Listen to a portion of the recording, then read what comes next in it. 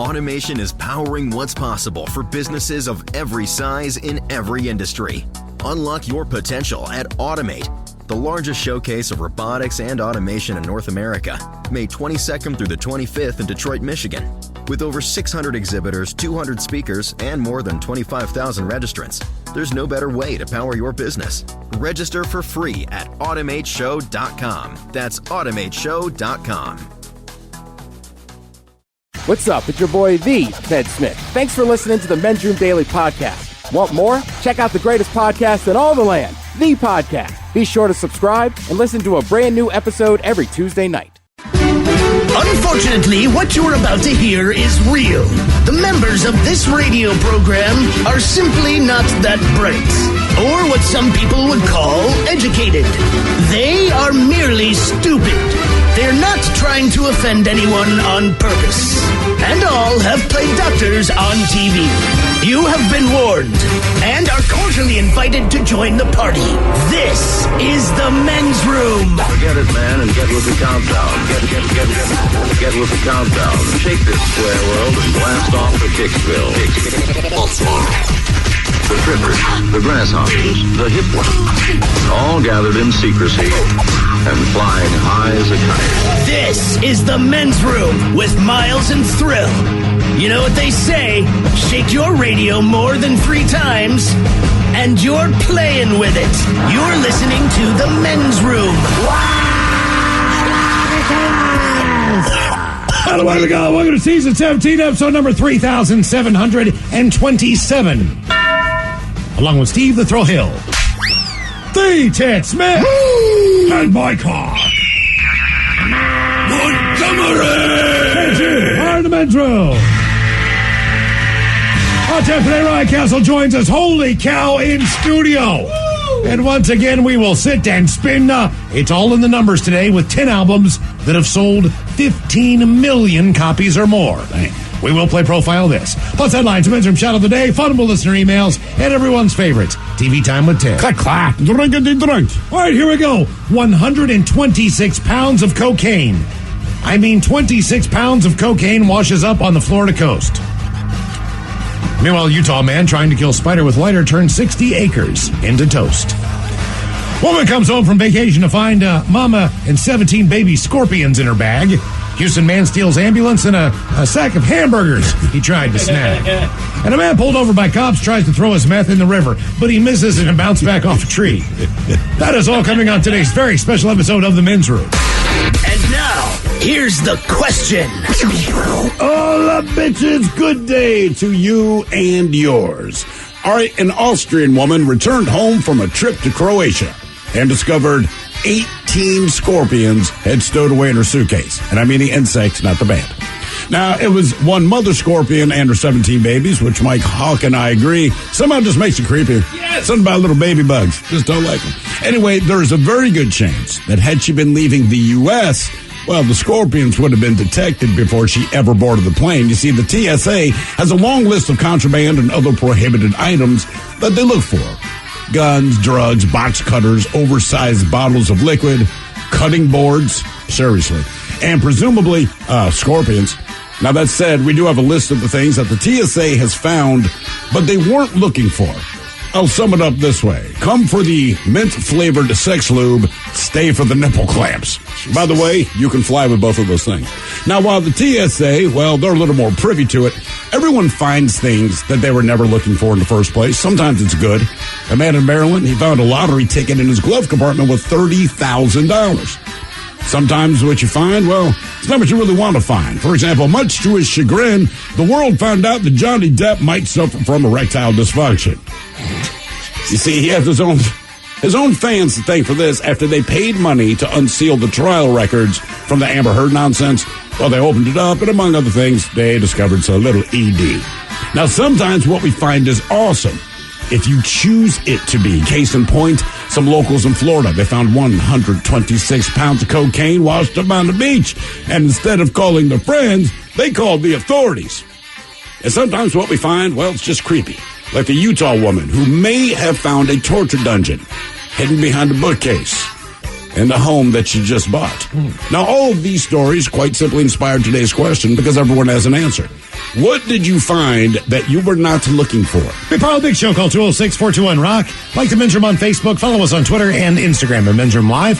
And send those emails to the Men's Room at KISW.com. Wendy's home-style French toast sticks are so sweet and crispy, some are saying they're better than Mom's breakfast. Did you say Wendy's French toast sticks are better than mine? No, Mom, some people are saying that, not me, even if I am thinking it. Choose Wendy's home-style French toast sticks. At participating U.S. Wendy's during breakfast hours. The debauchery rolls on. You're listening to the Men's Room with Miles and Thrill. 99.9 KISW. Hello, Machellas. Away we go. Welcome to season 17, episode number 3,727. What a large and in charge program we have for you today. Guaranteed future repeat. Ryan Castle, he'll be coming up in studio today. Yes. Hopefully getting off the train there from Portland at some point in time. He's going to come in studio and do Sit and Spin Live. Now, today we go with some numbers. Believe it or not, there are only 30 artists or 30 albums that have sold more than 15 million copies in the history of music. Really? Only 30 different albums. Some of the artists have done it a couple times. Which they got to feel good about themselves then. Absolutely. But today we have the 10 albums that have sold 15 million copies or more. Oh, look out what happened there. Mate, you mean you get back there and run that thing? That's crazy. Yeah. Well, Ted's back. What are you doing over there? Back from a crazy festival weekend. Oh, yeah. Yeah, man. Good time. How you feeling? Sore. You're drinking coconut water, which tells me everything I need to know. Still trying to hydrate. Did you have a Pedialyte night or two out there? There was some Gatorades, there's some Pedialyte, a lot of water. Yeah, lots and lots of water. I kept telling people I can't right now with beer. I need it unleaded. Yeah, I don't blame you. I stopped a couple times, and normally I do not. Right. That's what was weird. People were like, you don't want a beer? I'm like, no. I am good. We will find out more about, last night we learned a little bit about Mike's wedding and everything else with the Men's Room Happy Hour. And tonight we'll learn a little bit about Ted's fun weekend away. And I'll get into what we got into as well. Oh, by the way, if you don't have the Odyssey app, download it now. It's absolutely free. It's more Men's Room every Monday through Friday at 6. As we bring you the Men's Room Happy Hour, look for the Men's Room Happy Hour channel. There is nothing there right now. We don't know why, but what we do know is at 6 o'clock, we will be there live for you. So if you haven't checked it out, please do, and keep in mind, that is an adult segment only. It is labeled explicit for a reason because we don't have to follow the same rules we do here. Yes. So just keep that in mind when you're listening to the Men's Room Happy Hour, depending on who is around. What else do we have for you today? Things that you found that you were not looking for. Now, oftentimes, and I don't know what world you live in, but it seems that where I grew up, there was a lot of stray dogs, a lot of cats that were running the neighborhood and things like that. People, most of the time, would not go looking for a pet. The pet would find them. Sure. And if they, woke up and there was a dog in their yard or whatever the deal was. Let's say Sunshine. Yeah. Isn't that the dog from up the street? Yes. And they weren't looking for Sunshine. Right. But guess what? They got a brand new dog. They got my dog. And that happens in life. Your neighbor, he wasn't looking for a cat. But when yours got out, he kept it and gave it to his dog. He sure did. I got a buddy that had a cat. There was a stray cat in his yard that crawled underneath his back shed in his yard where it was a back entrance garage type thing. Yeah. So lo and behold, he starts feeding this cat. This cat gives birth to a bunch of kittens. Oh. So they had to hire basically somebody who came in and they were able to capture all the kittens and they were able to capture the mom in time. And so they took all the kittens to a spade and neuter clinic. All right. And then they neutered the mom. All right. So they took care of that. But then they returned the mom. You spayed the mom, right? Neuter the dude, spayed the mom. Sorry, right, correct. Brought the cat back to the neighborhood to the exact same place. Well, the cat then became a little bit more docile, a little bit more friendly, and started to slowly work her way into my buddy's life. Up onto the couch, now friends with a dog, right. Now coming inside the home, yelling at him when he goes away for a few days. Like, where you been? Going through his food in the fridge. Cat still lives outside, still an outdoor cat, but it will occasionally, work its way. Now, this has been like a 2.5-year process, 2-year process. Yeah. And it's finally getting to the point where this cat is now at ease coming into the house and is more of an indoor-outdoor cat. But at first, this was just a wild cat that he was feeding in his backyard. Sure. Now, next thing you know, now he's got this cat that won't leave his dog alone. And they're best friends. It's the craziest thing I've ever seen. Our question, what did you find that you weren't looking for? Here's a crazy story. A woman from Austria, she returned home from a trip to Croatia. What did she discover? That she had 18 scorpions that were stowed away in her suitcase. Rock you like a hurricane. Did she mean to smuggle cloths and all these people? Right. No.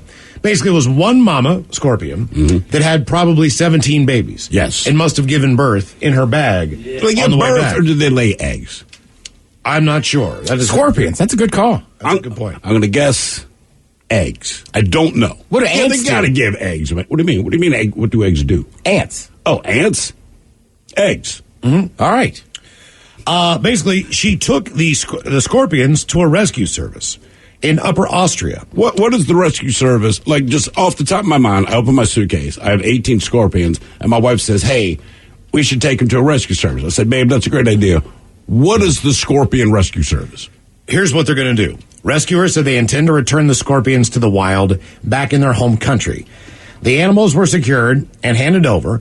They are currently in the animal shelter until they start their return journey, according to the news release. So the scorpions are basically going back to Croatia. I did not know that Croatia had scorpions. That's kind of what blew my mind there.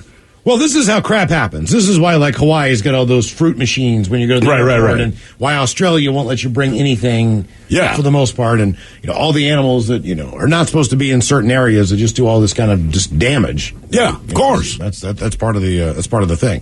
Like, I read the story the other day. I never really thought about this, but there was one lake in Minnesota at one point in time where they had to eradicate like 1,000 goldfish from a lake. All right. Different location. Is this because someone, started throwing their pets in there? They flushed a goldfish down the toilet. And then- then Okay. these things can multiply in a hurry for whatever. Somehow, so this guy, he goes out fishing. He catches about 1.5 pound goldfish, Okay. which is essentially a carp. If they just keep growing, sure. Now they're hardy, It's a giant they can- goldfish. but that's not what he was going for that day. He was just out fishing, man. But he reeled in a giant goldfish. I mean, which to me that's insane. Would they taste good?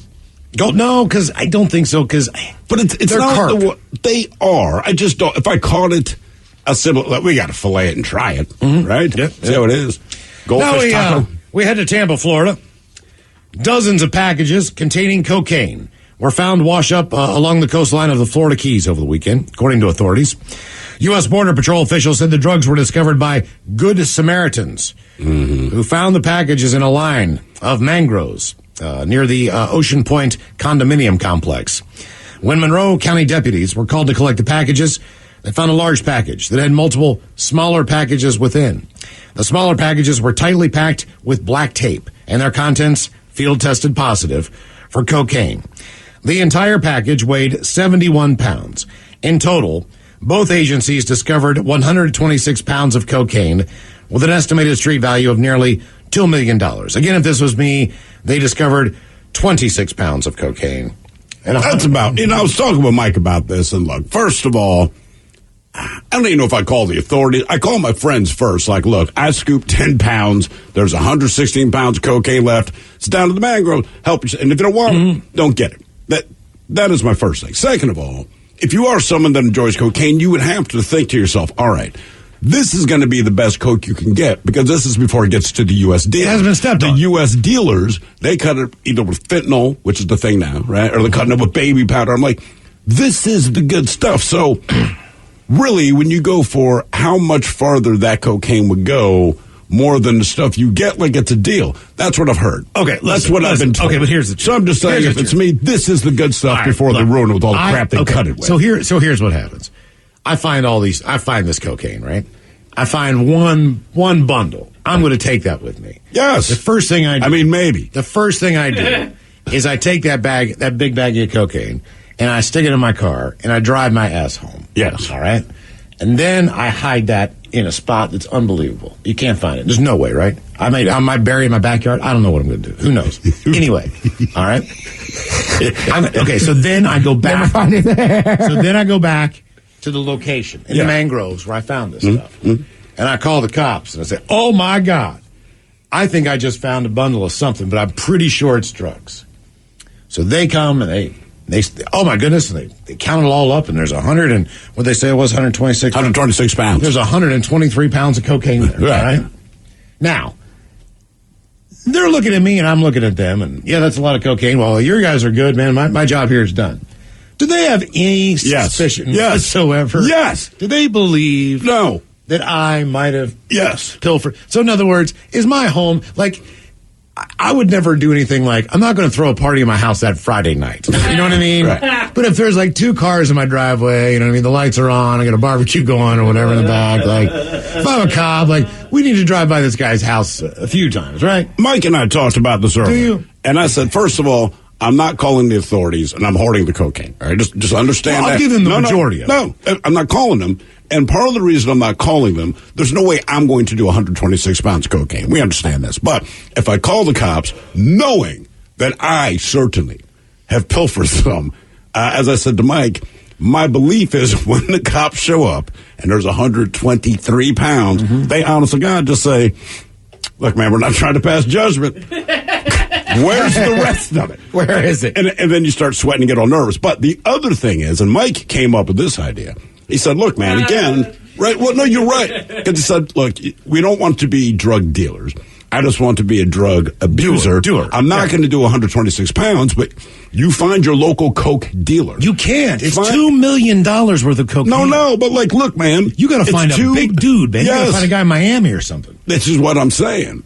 See, I'm not going to incriminate myself, but say I'm in Baltimore, and and some people that I know that currently are not incarcerated, I believe I could probably fence this to them and say, look, and they go, yo, homie, that's $2 million cocaine. I'll give it to you for $1.5 million. I'm undercutting it. I'm going to undercut it. I just want the money. You sell it. I'm not trying to get involved in your business. I got 3 pounds buried in my house's backyard. Right. And the thing is, you wouldn't be able to do the cocaine right away. Because they would maybe they'll test you. Oh, no. They'll test you for the yay within the first 24 hours. If you find that much Yahoo, you're going to get tested, I bet. But why are you only stealing some? Because I don't want to have a heart attack and die. The thing about cocaine is it's like back to the candy, all right? So you're just going to keep eating it if you're a kid. Just like, all right. It's like Halloween. It's the same. Like, why do you don't have to finish it all like it? There's not going to be any more candy for the rest of your life tonight? Is that the idea? I mean, I think I'm with Thrill, and this sounds horrible, but like, I think I would take it, and then I don't know who, but somehow I have to know somebody that can fence this cocaine. Say we're in Baltimore, but I might know. I might, possibly. They're still alive. Know a dude who could move that kind of product. Has that many friends? I will say, let's create a situation where I'm with a coworker one time with a van that he bought for $50. You know what I'm talking about, right? And we drive. Yes. Yeah, but he still owes me $25. He still owes me $25 for weed. And we drive to this guy's house because we're going to buy whatever it is we're going to buy. And after you kind of get the shakedown and they figure out who you are and they allow you into this home, when I walk into a certain room, as we wait for all this to go by, I cannot believe, I swear to God, the number of radio people I met, like, are you throwing out to lunch? I'm like, yeah, man. They're like, man, I'm so-and-so from so-and-so. Dude, nice to meet you. Yeah. You've been on there for It was like a radio convention in there, man. And it didn't matter the genre. It could have been your easy listening station. Well, guess our homeboy's about to get tanked up now that the shift is done. Yeah, there were, I couldn't, like, it was all radio people and then, like, one guy that wasn't in radio. I thought, yeah. I thought that was a sketch house. That was, which one? You know, bandana, do-rag. Oh, yeah, but he doesn't move that much product. No. But he could take care of the white population on the west side. Yes. I would give him probably 8 pounds at a time, exactly. right? He would do well. Definitely get rid of that. This other guy could give the rest. Yeah. And we'd be okay. Again, if I were Baltimore. I'm just saying, do they follow you? So is surveillance now on you? No, it depends. They follow you home. If I find this and I turn it in, all of it, all 100, how many was 100? All 120 pounds of it. All right? Now we're up to 6. Yeah, I got 6 pounds of it. Well, hell with it. No, They don't you know. can't. I'll tell you why you can't. This Yeah. is why they get suspicious. Because the way they found this package, it was all bundled together, right? So when the cops take it back to evidence or whatever they do, like, this has been opened. Right? You understand what I'm saying? Like, They found it has been opened, and it was washing in the ocean. Either dozens a of fish, dozens of packages containing But the cocaine were wrap- found washed up along the. Keep going. It wasn't.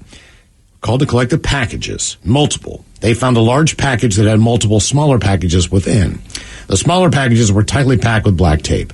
Their contents field tested positive for cocaine. So how many small packages are in one big one? Here's what you have to take one full package of small packages, because if, say, each one has 8 packages and the one you give them has 5, they're going to be suspicious. I'll do the math. I'll figure this out. Take it all. All right, I got another question for you. Why did you call the cops? Because I thought... Like you stole some of the cocaine that's washed up, but just steal it. Why go back? All right. I'm like, oh, listen, now I'm the hero. You know what? That's a good point too. If you're going to take some and leave the rest, don't call the cops. Leave it there. I'll keep coming back. Yeah. I won't be able to just leave it. You know what it's like? It's like when you open up a bag of Lay's potato chips. You just want a couple, and then next thing you know, your hand's back in the bag again. I think it's more like the porn you buried when you're in elementary school or high school, and all your friends know where it is, like in the woods or somewhere in the neighborhood. You're going to go back to where the porn is. Just take it all. Take none, but don't call the cops. All right. By the way, if you're an officer listening, of course I would call you. Yeah. This is all just theater of the mind. But I would never take all 126 pounds of cocaine and try to fence 100 pounds of it to my buddy in Baltimore. I would never do that. I do like the idea. Mike just did a thing. Searle's just got all the packages and he's holding them. Just carrying them out. They come knocking on your door, man. You're just sweating from the lip. It's just pouring off your lip. What brings you guys here? Why are you here? God, is it hot? It's hot, isn't it? Wow. I just like that Miles is split down the middle. Well, I'm not going to steal it all. Then I'll call the cops. That's what I'm saying. I think you either do one or the other. That's why he made it to Life Scout. Almost there. Right. But then you said the only reason you call the cops. See, I'm trying to get him on my tail. If you don't have the guts to take it all, you don't call the cops, you'll keep going back to the location that all the coke is. But you can't Google. Just take it. You can't Google who can pilfer $2 million of cocaine from me. I wouldn't Google that. No, I wouldn't either. I mean, no. I wouldn't Google how to sell cocaine. How to kill your wife and sell cocaine all in one day. Right. Well, I watched a show called... And flee the country. Exactly. How to get a fake passport, steal cocaine, murder my family, and leave the country. This Google search is strange. How many pounds of cocaine can you ingest before it gets dangerous? How much can you possess before it's a felony? Right. Oh my God. Right? I don't even know what they would think if they looked through our Google history here at work, just based on the topics that we cover and the things we look up. The only thing we can get away with is hey, we can pull up recordings of us openly discussing this. If those got erased, and they said we just went to Google history, I just feel like we'd be in interrogation. Look, we don't know what it is you're up to, but we know you're up to something. I mean, look, I said it the other day to somebody. They're like, we were talking about I watched a show called How to Sell Drugs Online, right? But I didn't want to Google it because it seemed bad. So they were like, how'd you figure it out? I was like, I went to work and Googled it. Oh, yeah, the work computer. I was like, a lot of people use this computer. It was the nerds. Right. It's the nerds. All right. Hey, Miles. Yes. Couple things. It says, look, if you break up, we're back to the cocaine. All right. If you break open one package, rub the little packages in sand like it broke open, and then you couldn't find the missing one. That way, it looks like maybe the roots tore up. Right, exactly. That's what I was thinking, kind of tear into the bag, and it's like there's some still floating in the water. And then someone here says, do not touch it without gloves. You will be fingerprinted if you call the cops, Miles. You're now part of the investigation. Yeah. So, and they show up. Don't call the cops. So they show up, and I'm wearing these rubber gloves. You called them with the rubber gloves on. What do you mean? Is this unusual activity? I'm at the beach. Don't you wear gloves? Rubber gloves at the beach? And somebody else here says... You guys put on the gloves? This is how I pick mangroves. Someone says, what if the cocaine happens to belong to the dealer that you're trying to sell it back to? So, I found your cocaine. Yeah. All but find your 10 feet. pounds of Man, it. someone stole 6 pounds. Yeah, but it wasn't me. Someone. This guy in Baltimore now. What? My lip sweating? Oh, all right. What did you find that you weren't looking for? 206-421-ROCK. Welcome to the CPAP Games live from the Hayes bedroom. It's another eventful night, Bruce. It sure is, Ron. Steve has been struggling with his CPAP. His wife, Michelle, is trying to contain her rage. Michelle throws an elbow. She's leaving for the couch. Steve should get Inspire. Absolutely, Bruce. Inspire is a sleep apnea treatment that gives you comfortable, restful sleep with the click of a remote. There's no mask and no hose. Just sleep. Learn more at InspireSleep.com. Inspire is not for everyone. Talk to your doctor to see if it's right for you and review important safety information at InspireSleep.com. 99.9 KISW. The shenanigans continue. This is the Men's Room with Miles and Thrill. Our question, what did you find that you were not looking for? 206-421-ROCK. Hello, Alan. Welcome to the Men's Room. Hola. Hola. Hey, something you guys aren't thinking about with that Coke? What if you were the cop that got called? I mean, myself, I was the cop that got called. I just found 126 packages of illegal baby formula. Would you help me put it in the trunk of my car? Okay, all right. Yeah, I see what you're doing there. Yep. So my story is about 25 years ago, we bought a house from this lady who was in her mid-80s, and she asked if we would help her move. And so me and my wife and the kids were all, grabbing boxes, taking them down to the kitchen and giving them to her. She's looking at them, and some were going in. She was throwing stuff away, and other stuff was going in the U-Haul. And I found this big box of adult toys. Oh, yeah. You're never too old. Yes. And so I'm like, man, I don't want to take this down. And the wife's like, I'm not doing it. So I threw some stuff on top of it, and I take it down, and she's at one end of the table in the kitchen, and I set it on the other end of the table because, I don't want to put it right in front of her.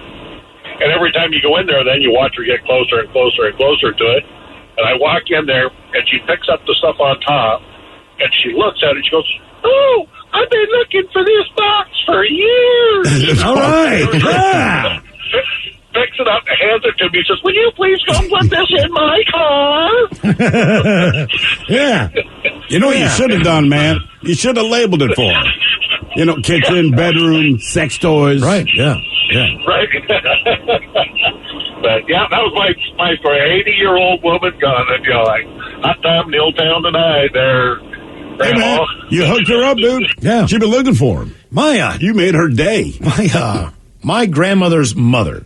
She lived in a senior facility for a while, but it was more of a tower where people came around. Everybody had their own little room, like a condo room, with one bedroom. So more so than being, it was kind of more like an apartment building. You weren't constantly under surveillance. Yeah. So when she passed on, my grandmother started going in there with my grandfather and removing her items. And at one point in time, they tried to pick up the couch or whatever it was, and they realized that the couch was really heavy. Okay. So there was stuff in the curtains and in the cushions. And my grandmother great grandmother was big into sewing. She could do anything. She could cross stitch, she can make a scarf. She could do everything. She used her sewing machine all the time. She got paranoid at one point in time, and she'd started sewing things into different things that she wanted to keep and wanted to hide. Okay. So they get into this one cushion, and it's like, and she was at the end, she wasn't all there, 5 or 6 years. There was like Time Life magazines and things that That's really, what she sold. It didn't really have, they found money in pillows. Yeah. They found money taped on the inside to the bottom of cereal boxes. All right. With the cereal on top. Okay. The bag on top, but the money was flat at the bottom. I mean, so then, at that point in time, this easy operation of taking the stuff and throwing it away and getting rid of it out of her apartment became, we need to go back and look at every single thing that we just threw into the dumpster downstairs and all this. We need to go get it. We need to pull all this stuff out. They found money. They found things that were like, why would you save this type of things? Right. Newspaper articles, recipes. There were any good recipes? Phone numbers, records, letters, just stuff that when was... you're that old, the phone number's like 27. Well, she had like pages of phone numbers from her friends. Yeah. I mean, it was just like dumb stuff that I don't know why it was that important for her, for no one to take it. They found stamps, rolls of stamps. Just weird things. Hey, maybe it's just little things back then she thought she'd need it. Yeah, just stamps, phone numbers. Sure. But she felt like she needed to hide them, as if someone was coming in. Like, where are your friends' phone numbers? Paranoia about, the one nurse who came in a couple times a day to check on her. now she thinks that this woman is pilfering from her. Oh, right. You get to that point. Okay. Yeah. Or whatever, because she couldn't find something that she didn't realize was actually right in front of her. But she assumed that when this woman came in, that she stole her glasses or whatever the deal was. When my grandparents died, my mom, on my mom's side, she flew down. It was in Virginia. And the same thing, just cleaning out the house. And I remember my mother calling up to Baltimore to say, you are not going to believe this. I'm like, what? Because as far as we knew, my grandparents were always broke. Always lived in the same house. It's a tiny house. They converted their garage into a bedroom, but it still had the slope of the original garage. Okay. That kind of thing. Yeah. Whatever. So they pass on. And they had 5 kids, and they're down there and they're cleaning out. And I grew up under the impression that my grandmother simply owned a lot of shoes because there's just a bunch of shoe boxes under the bed. I never looked at them. There was $95,000 in cash in the shoe boxes under the bed. No one had any idea. Then they're trying to figure out where the money came from, and then they realized they owned 3 other houses that they rented out. Huh. Yeah, so they just take this, to people where you don't necessarily question how they get their money, so they're paying cash a lot. No, you need to call a lawyer. See, I would don't call anybody. Okay, maybe I'm wrong. Wait, why do you have to call a lawyer? Nobody knows cash. Nobody knows the money's there. Well, you and your 4 siblings, you split it 5 ways. I'm like, done and done, man. Yeah, I guess we found $95,000. I won't say anything if you don't say anything. That's an inheritance, right? Isn't there an inheritance tax? Yeah, but is it an inheritance or is it just some crap you found in your dead parents' house? I don't know how that works because it wasn't in the will. The whole it's cash. So cash technically isn't accounted for, right? Well, I think over a certain amount it is, right? But how would you know? If I have $10,000 in my trunk right now. That's why you don't tell people. Look, a lot of waiters will tell you, I tried to do waiters a service and tip them in cash. And the reason why is, when you put it on credit card, just the way you fill out your any way that you can get to hell. If you bury a body on your yard now, it's a cemetery, you get a tax break, right? So I try to give them cash because you can choose to declare that or not. And you have to be within reason. The IRS is never going to be like, you're telling me you made $40 in tips all year and you're still up. Right, correct. But if you report half of your tips, you get to keep the others cold hard cash. So with the $95,000 they found, I don't know the legalities of it. I never saw any of it, so I don't know what happened. But I think they just quietly split it 5 ways. That's what I would do. I would not get anybody involved. No, absolutely not. Right, and be cocaine and money. I'm not calling anybody. Right, it'd be completely different if you try to go deposit just randomly $95,000. The bank is going to alert someone. Then they're going to be like, hey, I think anything, if you make a purchase over $10,000, it's suspicious. Right. In cash. For sure. Unless it is like a vehicle or something. No. I paid, I put. Oh, in cash. Yeah, you're right. In cash, yeah. Trust me, But again, it depends if they report it. There was a guy, no one I know, this is to go back to Baltimore, but at the point that scooters got a lot bigger as far as being road scooters, this particular dealer went to whatever dealership it was and bought like 40 of them for his drug runners in cash. And I want to say the dealership ended up getting in trouble a couple of years later. So when the cops finally shake this guy, it's not like the cops don't know who you are. It's like the mob. We have to be able to catch you in the act, or at least hear you admit it. And these guys are savvy, so you do the cat and mouse. But they finally bring him down. He was a guy, and literally, he bought 40 of them at one time, paid for them in cash. There's no real record of it. But when they traced it back to the dealership that sold it, they were like, dude, you're in trouble. I don't know if they broke the law, but they're like, you have to let us know that when some dude who's 16 years old rolls in and can bankroll in cash 40 scooters. It's not the fastest it's not the fastest getaway. But it's not a getaway vehicle. It's a delivery. Right? So this guy did his business, and maybe you cover, say, Queen Anne. So you hop on your scooter, you're my Queen Anne guy. You just make a deposit. You got your little book bag, Now people are going to think when I'm on my scooter, that's what I'm doing. Miles is a drug mule. Yeah, exactly. Make no mistake. Making deliveries. What did you find that you weren't looking for? 206-421-ROCK. It also helps that a lot of people that ride a scooter, generally, you might wear a backpack in general. That is exactly it. Yeah. Come on, man. Yeah. Hello, Riley. Welcome to the men's room. Riley, welcome to the men's room. Hola. How are you guys doing today? Doing great, man. Thank you, brother. So, a couple years ago, I was probably 12, 13, and I'm at my dad's house, and I'm a snoopy little kid, I was, and I go into his closet, and there are 2-gallon bags full of marijuana. Ooh. And, 2. Full to the brim, like about to burst. And it got me thinking, there's a room downstairs that I don't think I have been in since we moved into the house. And I go downstairs and I open that door, and the whole room is just green. And I get hit with this wave of marijuana. So you have a room in your house that you never even wondered what was behind the door? Well, all the stuff in the basement had been piled up against the door. Oh, that's a good idea. Okay, all right. Yeah. No, there was another door you could go through the laundry room. And that's how I found it. Yeah. All right. So did you take advantage of it or just ignore it? I was 13 at the time, I think. Okay. So, no, I did not take advantage of it. What would you do if you discovered that now? If I discovered that now, I'd ask him to cut me in. Come on, Dad. Come on. I learned it from you. Right. I need some help. Yeah, kind of sucks that you discovered it at 13. Right. Yep. Not as exciting. I think I would have smelled it. Just knowing from what I knew about owning that Phototron.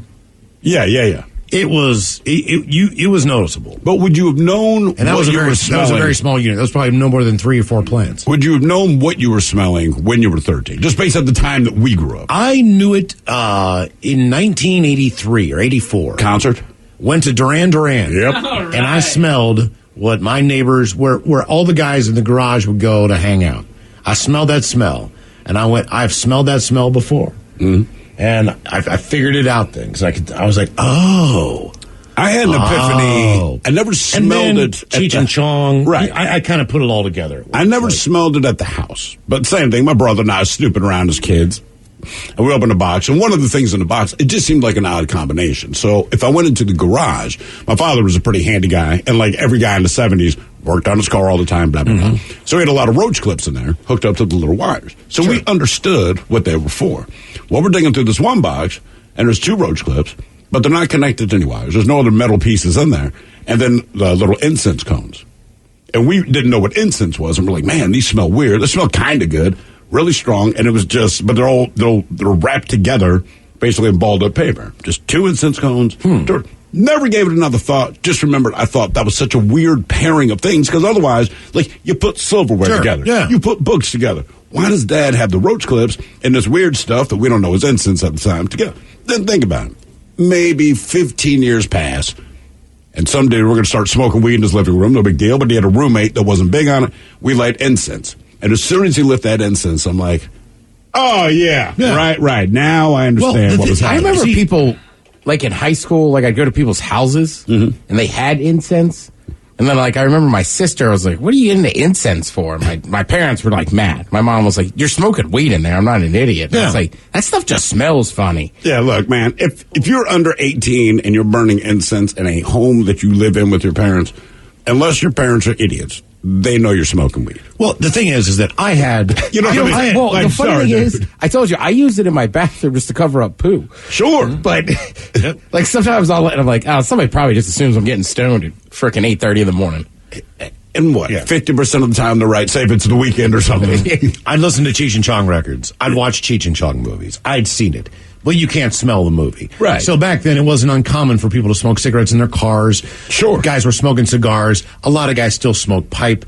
I definitely could differentiate between the smells of a cigar, a cigarette, a pipe, all the things that have been smoked around me. But when this cloud came by, I had never smelled that before. And I was like, okay. That's got to be weed. That's right? the weed, because I never smelled it. And I was like, all right, now I know what that smells like. I'd seen it smoked in movies, just didn't know it had that type of smell. I like what somebody here says. I went to a Dave Matthews concert. I wonder why it smelled like my dad taking an S. Never realized he was smoking in the bathroom as kids. All right. Dave Matthews concert. Did my dad fart? What? Jesus Christ. Jesus Christ. My dad's here. The most ridiculous thing about that is that it still goes on to this day. What? Like, you know, people have kids, like you smoke in the bathroom. And it's like all the stories are like, yeah, I knew exactly what it was when I knew it. Well, I smoke outside. I do. I smoke weed outside, but I still smoke out front. Same place I smoke cigarettes. And if the kids walk out, I'm smoking weed or I'm smoking a cigarette. More than likely, it's a cigarette. And some they know, but they don't care. And that's what's great. Now that it's been legalized in Maryland, in Washington State, if you're a little kid, it means nothing to you. Yeah, it's like little kids watching you drink a beer. Exactly. When we were in Baltimore, in my condo, you can't just step outside and smoke weed because if it goes up or whatever. you're going to get reported. And in Maryland, dude, they treat it like homicide. Yeah, somebody's going to call the cops and go, these guys downstairs were smoking weed. So we'd They're smoke doing nothing else. We'd smoke weed in my bathroom. And my kids kind of, they were not young, stupid. but they kind of figured it out. Why do you have to go into the bathroom together?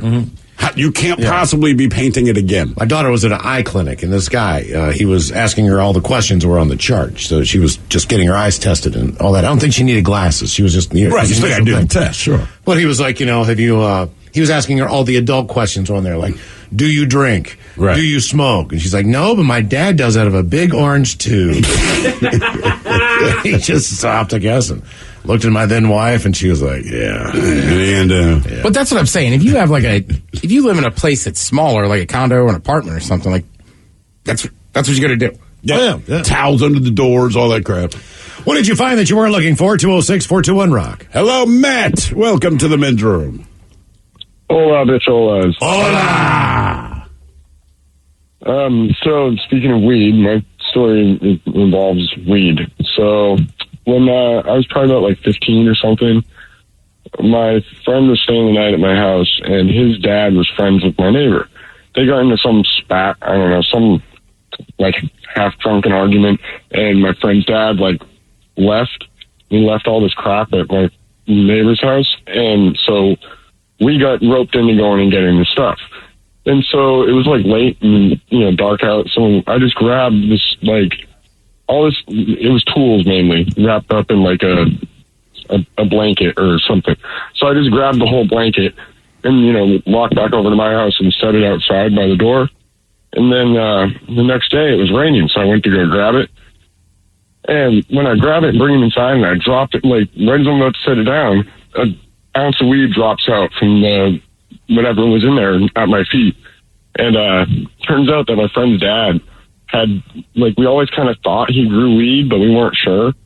And so basically for the rest of the summer, I had, in my mind, unlimited weed because I was 15, so an ounce is, No, sure, if no one else knows and you're that age and it's the summer. Look, and just a quick side of this is my adult perception of the world. And I don't guarantee this, but generally speaking, if you think someone's growing weed, they're probably growing weed. But, I mean, how many people do you look at he grows weed? Mm-hmm. If you think they're growing weed, then they're growing weed, man. And I always try to explain to people, it's one thing to, have something smell like weed with smoke somewhere. Mm-hmm. I got in trouble at my buddy's house, right? We were going to a party, so I went downstairs in his basement, just kind of snuck off and was I'll just roll a bunch of, joints right now. Yeah. But I ground up, some really good weed. So then we leave and we get a text 10 minutes later and his wife's our entire house smells like weed now. But that's the thing. You just kind of forget. It's much more pungent. One of the first full-time jobs I got, I was living in Hagerstown, but I didn't know anybody who sold weed there. So I would drive back to Morgantown, where I'm from, because I had a weed dealer there. So I called him. He's like, yep, I'm good. You can come back tonight and grab some. And I'm like, all right, man, I'm on my way. And I had saved up a bunch of money because I had not been buying weed on the regular. So his ounces were $220, I believe, or somewhere in there, So I buy this ounce, and I remember just holding it and looking at it I have made it. Yeah. This is the biggest bag of weed I have ever seen that's mine. Yeah, right, that's mine. I own this weed. It was just I just looked at it. I didn't even want to smoke it. Look at all that weed. And 2 weeks later, I'm calling back man, I need to come back. Right. I smoked a lot of it because it's so much. What did you find that you weren't looking for? 206-421-ROCK. Wendy's home-style French toast sticks are so delicious, some are saying that they're better than their mom's breakfast. Excuse me. Did you just say Wendy's French toast sticks are better than my breakfast? Mom, is that you? Answer the question. I said some people are saying that because they're so crispy on the outside and fluffy on the inside and perfect in every way. Uh-huh. And what do you think? I think it's time to tell people to choose wisely. Choose Wendy's sweet and crispy home-style French toast sticks. That's still not an answer. At participating U.S. Wendy's during breakfast hours. Automation is powering what's possible for businesses of every size in every industry. Unlock your potential at Automate, the largest showcase of robotics and automation in North America, May 22nd through the 25th in Detroit, Michigan. With over 600 exhibitors, 200 speakers, and more than 25,000 registrants, there's no better way to power your business. Register for free at automateshow.com. That's automateshow.com. What's up? It's your boy, the Ted Smith. Thanks for listening to the Men's Room Daily Podcast. Want more? Check out the greatest podcast in all the land, the podcast. Be sure to subscribe and listen to a brand new episode every Tuesday night. 9 KISW. We return to the men's room with Miles and Thrill. BJ and Migs, they've teamed up once again with the fine folks at Mary's Place for Kicks for Kids. This is a great deal. They're going to make sure the kids in need get a pair of brand new sneakers to call their very own, and the kids will get to choose their own style. So that even makes it better. The goal, $20,000 to help kids that are staying in shelters have the confidence they need as the school season is underway. And it's not very far away, I know that, because football's almost here. That is correct. That means the kids go back to school. They all go hand in hand. You know what I'm saying? So as the countdown continues, these kids need shoes. $50 buys a pair of sneakers for a child, $100 for a teenager. 200 kids right now in shelters need your help. Damn. So if you could, head to KISW.com and give what you can right now. If you can give $10, that would be great. Anything more would be greatly appreciated. KISW.com. BJ and Migs and Mary's Place doing some good. As we reach you can do good season. too, man. Yeah, absolutely. Our question today on finding what you're looking for. A couple were left stunned after stumbling across a secret room in their new family home that looks like a torture dungeon. Homeowners discovered this bizarre hideout after purchasing the property. In what state would you think that you might find a hidden sex dungeon, the dirtiest, sexiest state in the union? I've read the story, so I know the answer.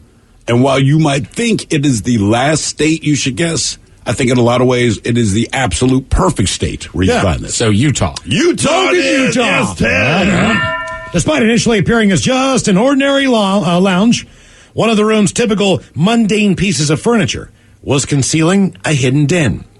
The mom of two explained that a bookcase positioned against the wall looked off, so she decided to try and move it elsewhere. But she soon realized the storage unit was actually secured on and disguising a secret door that she had no idea existed. The new resident explained the room had not been included on the listing of the home, built in 1978, leaving her baffled by the mysterious discovery. She shared spooky pictures showing the stages of her opening the bookcase on Reddit before revealing the eerie dungeon lurking behind the wall. The image, seemingly snapped on night vision camera, shows a concrete room with one fold-out chair chillingly set up inside. Various other objects can be seen strewn around the hidey hole, leaving Reddit users baffled. What? The hidey hole is what they called it. Yeah. Like HIDE dash hidey hole, yeah. Ah, okay. Idaho. Healthcare. Various other objects can be seen strewn around the hidey hole, leaving Reddit users baffled by the purpose of the secret shelter. The woman wrote, "I have to see what is going on with the lights here, but it has dedicated fresh air and power, etc."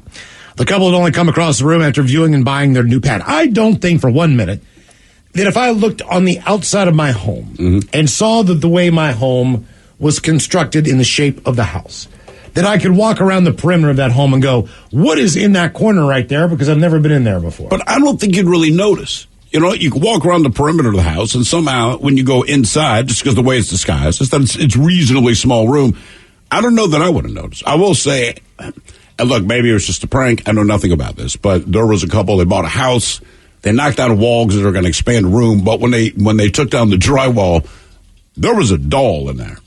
And I don't know why that bugs me, but I'm like, I'm not okay with that. So here's the bookcase. And as you can see, the bookcase will slide over on that latching. That was basically what was inside. It doesn't look like a room that was for intimate, romantic sex. That is not a sex dungeon. That is not. I don't know what that is. A storage unit for maybe... It's probably a dungeon. I mean, that's what it looks like. I mean, you could have like a play... You could have...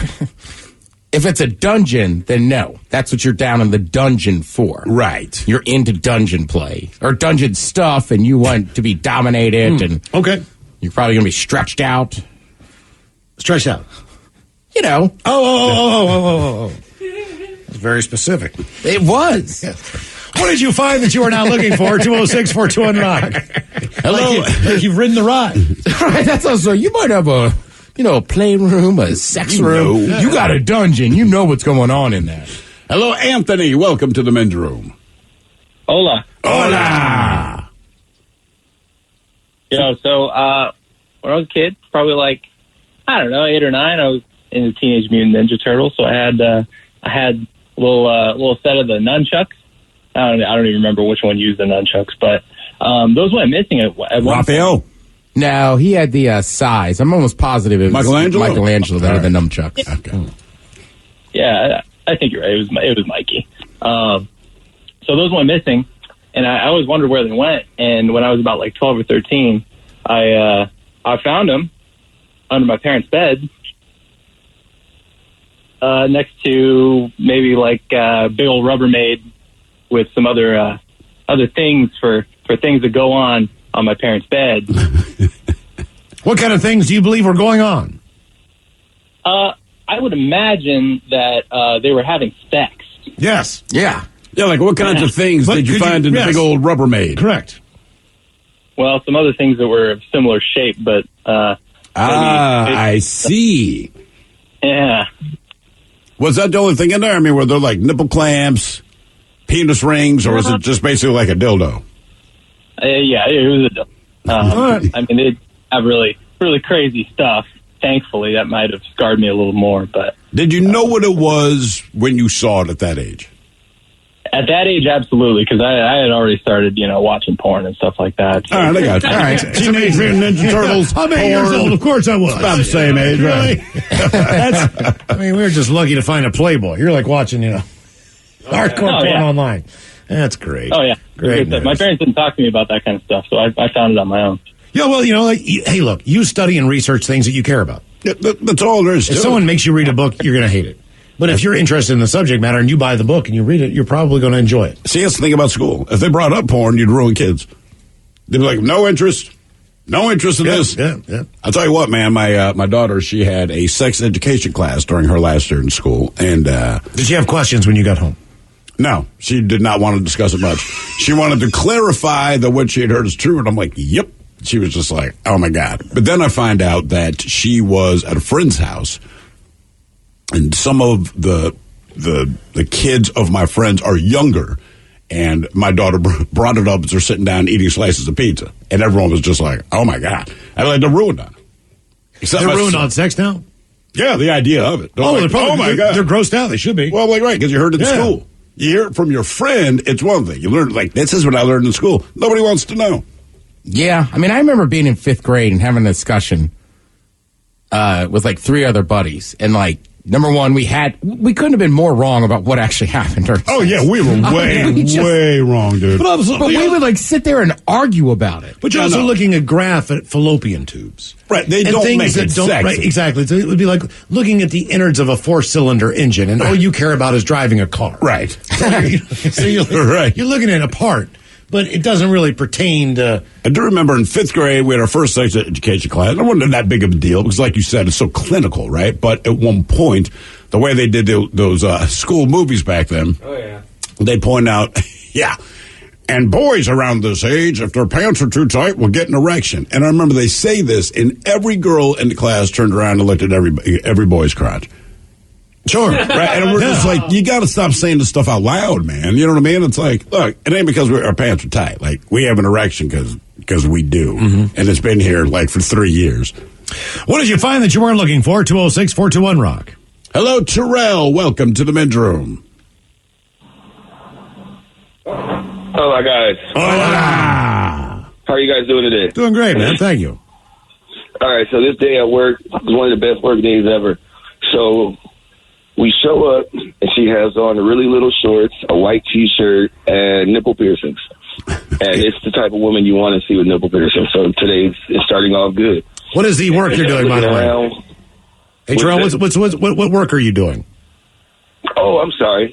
Just trying to get to the point. I was moving furniture. Okay, all right. I thought you said you worked at Lowe's on Aurora. So we're doing a walkthrough, and I started looking at the decor, and there's penis banners and penis straws, and there's a half a penis cake with just the bottom half left. And I'm like, what's going on here? She goes, oh, I'm leaving. My friend's getting married. I'm not here for the bachelorette party, so I had a little party last night. I'm like, okay. All right, fine. I'm professional. I've been doing this job for a couple of years now. I know how to do this. I get to the bedroom, we start packing stuff. I move the pillow. There's a dildo. I move the mattress. There's another dildo. I start cleaning the stuff up from the top of the cabinet in the closet. There's more sex toys. And I'm like, Jesus Christ. I'm like, what is going on here?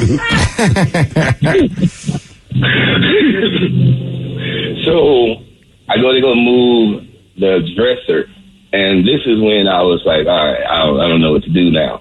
This one was the size of my arm. It was like the big one. I'm like, ma'am, what do you want me to do with this? I was like, you want me to put it in a box? Like, you want to take it with you? She goes, oh, I forgot about that one. And I was confused. I was like, how do you forget about the biggest one you had?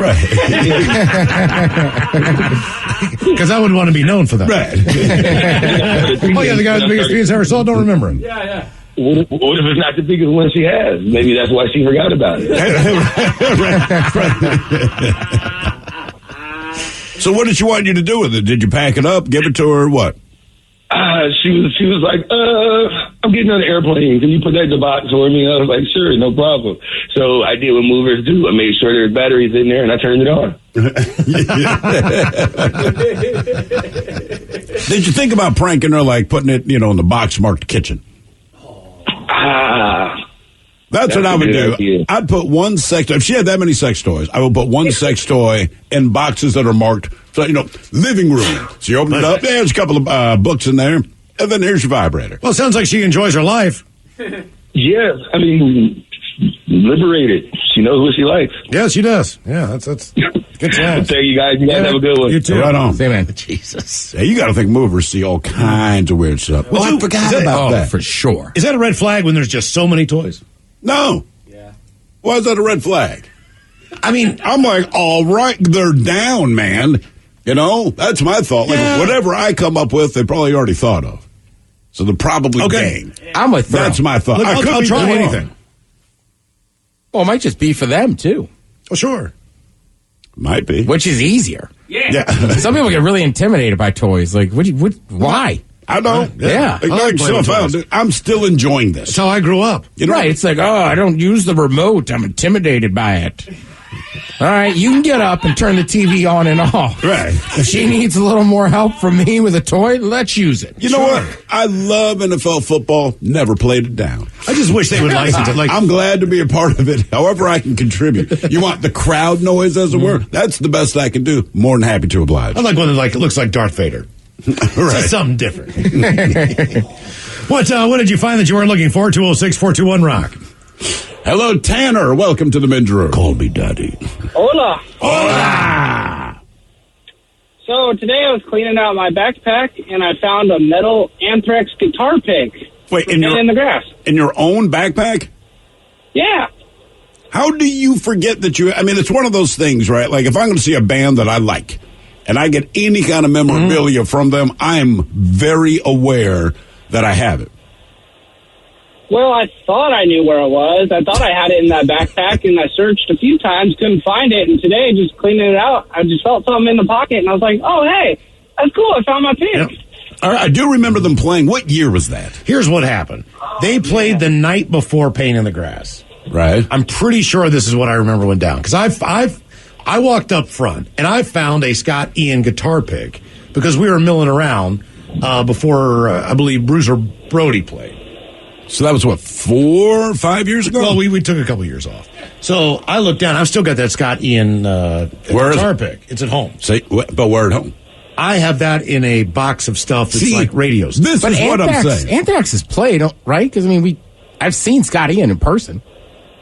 Yeah, they have played. I remember it was like the last time. Because I was like, wow, this is from the other night. Right. It wasn't our show. They must have just played there. I think it was Anthrax. I would say Slayer was there. Maybe. Slayer and Slipknot. That might have been the show. Yeah. Okay, they had one of the side stages there, and I think I went to see him for a little bit, and then just ended up finding that pick on the ground. So I was like, cool, it's mine now. Yeah, that's exactly what I did. I looked down, I was like, is that a guitar pick? And then I was like, oh, cool. Because at the time, I want to say they said that was their farewell tour. Maybe I'm completely off. I don't believe any musical artist that says that now. I don't either. I mean, there's bands I look at and go, like, maybe see them this time around because they might be on death's door, but I do not. Once you say it's a farewell tour, I'm like, I don't believe you. Yeah, I remember going to a Metallica show at what was the Key Arena Not Climate Pledge. Right? So I was down on the floor. That was the one where they drop all the balloons on the ball, right? And we're like, punching the balls. Yeah, Jesus. Ball punching.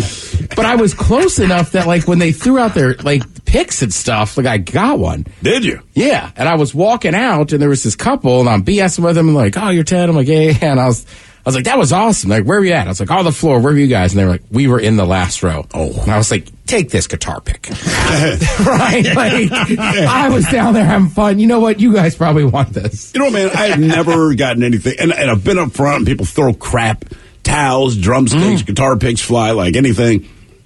Never. I had people next to me get stuff. I've had to go right over my head, but I've never actually caught. Me neither. The guitar picks are pretty cool, and they're easy, I think, for the band to throw out. And there's a million of them. That's why they don't mind tossing them out there.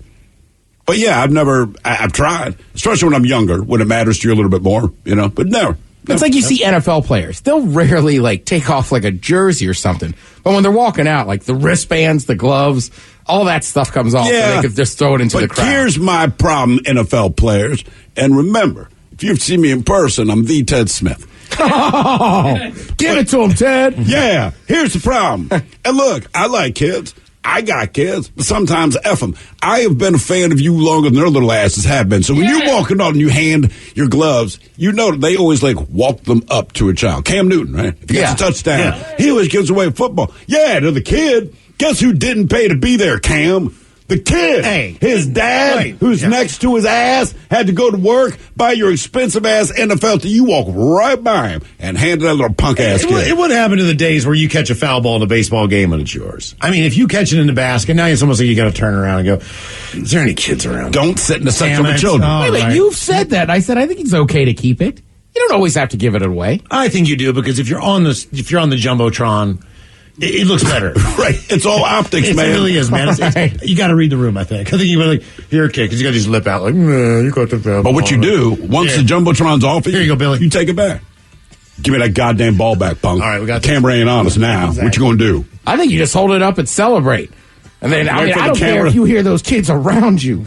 You celebrate, you sit back down, and you just keep watching. You know what, Ted? If I'm the cameraman, knowing that, I keep that camera on you. Here's what you do. You catch that foul ball, you say, hey, kid, you want to look at it real quick? And then you hand it to him. The Jumbotron shows you handing it to the kid. They're looking at it real quick. As soon as the Jumbotron's off, you take it right back. Yeah, everybody say, wins. son, I want you to have this. I don't have one, so we're good. But I'm not going to give it to you. When you're walking out, some chick goes, yo, you're the man who gave the little kid the ball. You're a dumbass. You should keep it. And you say, I got a ball for you, too. I mean, if you hit that works every time. Right, if you hip check a kid to get it, then you kind of got to give him the ball. But if you catch it fair and square, you caught it fair and square. Yeah, but what if he comes into you? Like, but you got position. Well, it's about time he learned. It's an offensive play. What did you find that you weren't looking for? 206-421-ROCK. 99.9 KISW. The men's room returns with Miles and Thrill. Roy Council coming up. We will send spin today. We've got 10 albums that have sold 15 million copies or more. To be honest with you, there are 30 albums total. That's in the history. In the history of music. And who knows? I mean, there are a couple of artists in there that do have more than. Automation is powering what's possible for businesses of every size in every industry. Unlock your potential at Automate, the largest showcase of robotics and automation in North America, May 22nd through the 25th in Detroit, Michigan. With over 600 exhibitors, 200 speakers, and more than 25,000 registrants, there's no better way to power your business. Register for free at automateshow.com. That's automateshow.com. One album included? So think about that. There's only been 30 albums that have sold over $15 million. And there are 15 million artists, copies. 15 million copies, yes. And yet there are artists that are responsible for more than one.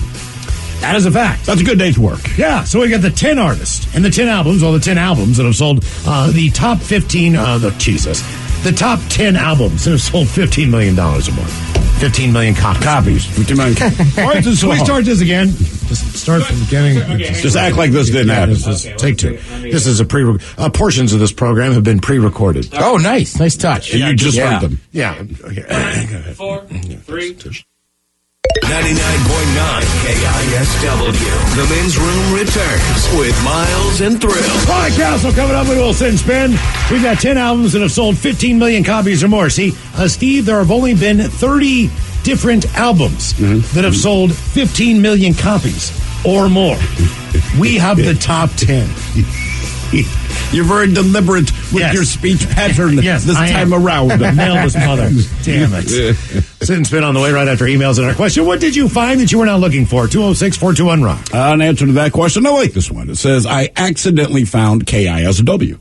I was on a blind date. He was listening to KISW. It's about 13 years ago. I was extremely offended, and he was laughing his ass off. I've been a loyal listener since. So I respond, hey, man, thanks, blah, blah, blah. She says, comes back with, especially since Mr. Married Mike Hawk came into the picture. Ooh. See, Mike, this is what happens. Let me tell you how life works. If you have a ring on your finger, women come out of the woodwork, suddenly they love you. I'm sure if you are single, nobody cares. It will start happening right everywhere now. you go. Right now. Suddenly, every woman is going to make eyes at you. It wouldn't matter who it is, man. It could be a guy who's... Mina Kunis can walk by. Mina Kunis, right? Somehow she's going to stop and ask for your number.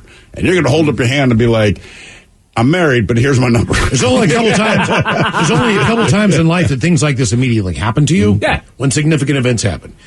So, for an example, as soon as you put that ring on your finger, someone's going to find you really attractive. Who you're going to be, oh my God. Right. When you turn 21 years old, all you want to do is just go to a bar and show that guy your ID and say, look, I can legally drink. And you walk in that bar and he doesn't ask for anything. He says, good. Nice to see you. What do you want again? All right, here you go. And you're like, hey, man, you asked me last week for my ID. You know what I mean? I do remember I turned 21 and I did, in fact, celebrate at a bar there with a bunch of my friends. We were having a great time. And the bar's owner, the guy's name was Marty. And he comes down and he says, hey, man, I hear it's your birthday. I'm like, it is. How old are you turning? It's like 21. It's like, you've been coming here for 2 years. I'm like, I know. And today, I can legally drink. I'm doing it legally. This is amazing. Bygones are bygones, brother. Let's drink up. You didn't get fined. I didn't get fined. Yeah, he was what pissed. did you all find that you weren't looking for? 206-421-ROCK. And one more comment. I was not going to comment on this earlier, but it did cross my mind regarding the Anthrax pick, Scott Ian pick. Yeah. That you have. And somebody goes, Miles knows where the Scott Ian pick is, but now there's only one certificate. I just found that a few years ago. Just saying. Whatever, man. Whatever. Right. You know where this teeny tiny itty bitty pick is. It's a guitar pick. It's like a little bit bigger than a quarter, all things being equal. You know where that is. Yep. You found weed in a storage facility at the end of Raiders of the Lost Ark in the first box. And it wasn't like it was labeled illegal narcotics. No. You sniffed it up. But your hole-in-one certificate, just one of the two that you're fit, nowhere. Just can't find it. Just saying, man. All right, look. I got a day off on Saturday. I'll get into my garage, and I'll start looking for it. A day off from golf? Yes. Yes, exactly. Wait, what do you mean you have a day off on Saturday? I know. But a day off from, from golf. So you're going to spend the day looking for that thing? Instead of golfing, I will look for my hole-in-one certificate. It'll be like hitting a hole-in-one all over again. By the way, Mike, regarding what I told you about the wedding ring, comment just came in. I started wearing a wedding ring while I was out of town because my wife insisted. After I told her my experiences, she now takes it away when I travel. Oh, no. Because you're not going to be attractive if there's no wedding ring on your finger. He puts that thing on. Here's a guy who's married. He leaves town and all the women swooning over. Look, that means that somebody, you're good for something. Right, that's what that means. I mean, he's ugly, but he's doing something right. You got some talent. Right. Because you're taken. What did you find that you weren't looking for? 206-421-ROCK. Hello, Scott. Welcome to the men's room. Hola. Hola. So I was looking for something, but I didn't know what I was going to find, and it ended up being a sheet of acid. Did you recognize that it was a sheet of acid when you saw it? Absolutely. And where were you that you just happened to find a sheet of acid? Well, my brother wasn't living with us at the time, but he was using our home as an address for mail because he was a couch surfer. All right. And he told me to keep my eyes open for it. It never arrived. So wait, he ordered a sheet of acid through the mail? No, he had his buddies in California send it up to him. But through the mail? Yeah. Man, oh man. I would want that addressed to me. Yeah, that's like put a different name or. I mean, the guy who moved out in the apartment next to me. Yeah, put it. Well, it was a different name, but addressed to us, and he told me to be looking for it. Okay. I would never tell my friends or my siblings, keep your eye out for my sheet of acid. I mean, what I might as well just say is, you guys interested in acid because it's coming to the house. I mean, I would never tell someone to look for it. Well, I think if you get it sent to your house from a family member or a friend, you get to tax it. Oh, like finder's fee kind of thing? Correct. Right. If Miles is like, hey, I'm sending this sheet of acid to your house, I'm like, cool. It's going to be light about 6 to 10. Right. This is a rectangle, not a square. Yes, because it looks like it's been torn at the perforation point. I'll keep it downstairs in the dungeon. So that's always my thing with like a P.O. box. At one point, I thought about getting a P.O. box, not because I want anything illegal sent to me, but I just feel like you're just a random dude who has a P.O. box, and maybe it's just because I'm cynical, like, what are you getting delivered? And is everything you get delivered there off the dark web, right? That's just my thought. Like, you have a mailbox at home, but you have this P.O. box. And it's not like a giant P.O. box for big packages. It's just mailbox size. Yep. Yes. Like, to me, and look, again, I know most people are probably above board, but because I'm normally not, I'm just kind of projecting. But, like, if I had a P.O. box, I would investigate myself. Like, but seriously. Like I said, it's not a big thing to get packages. It's just, I live in a home that has a mailbox.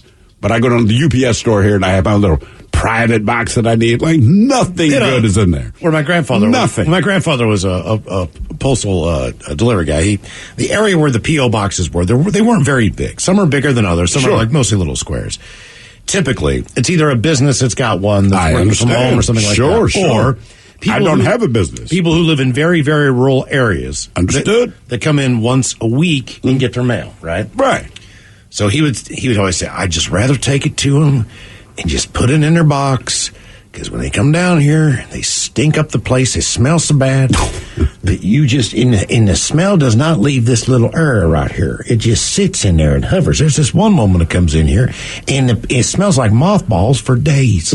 I just wish I could take it and put it in their box out in front of their house. They don't need a P.O. box. They got a box. It's on my route.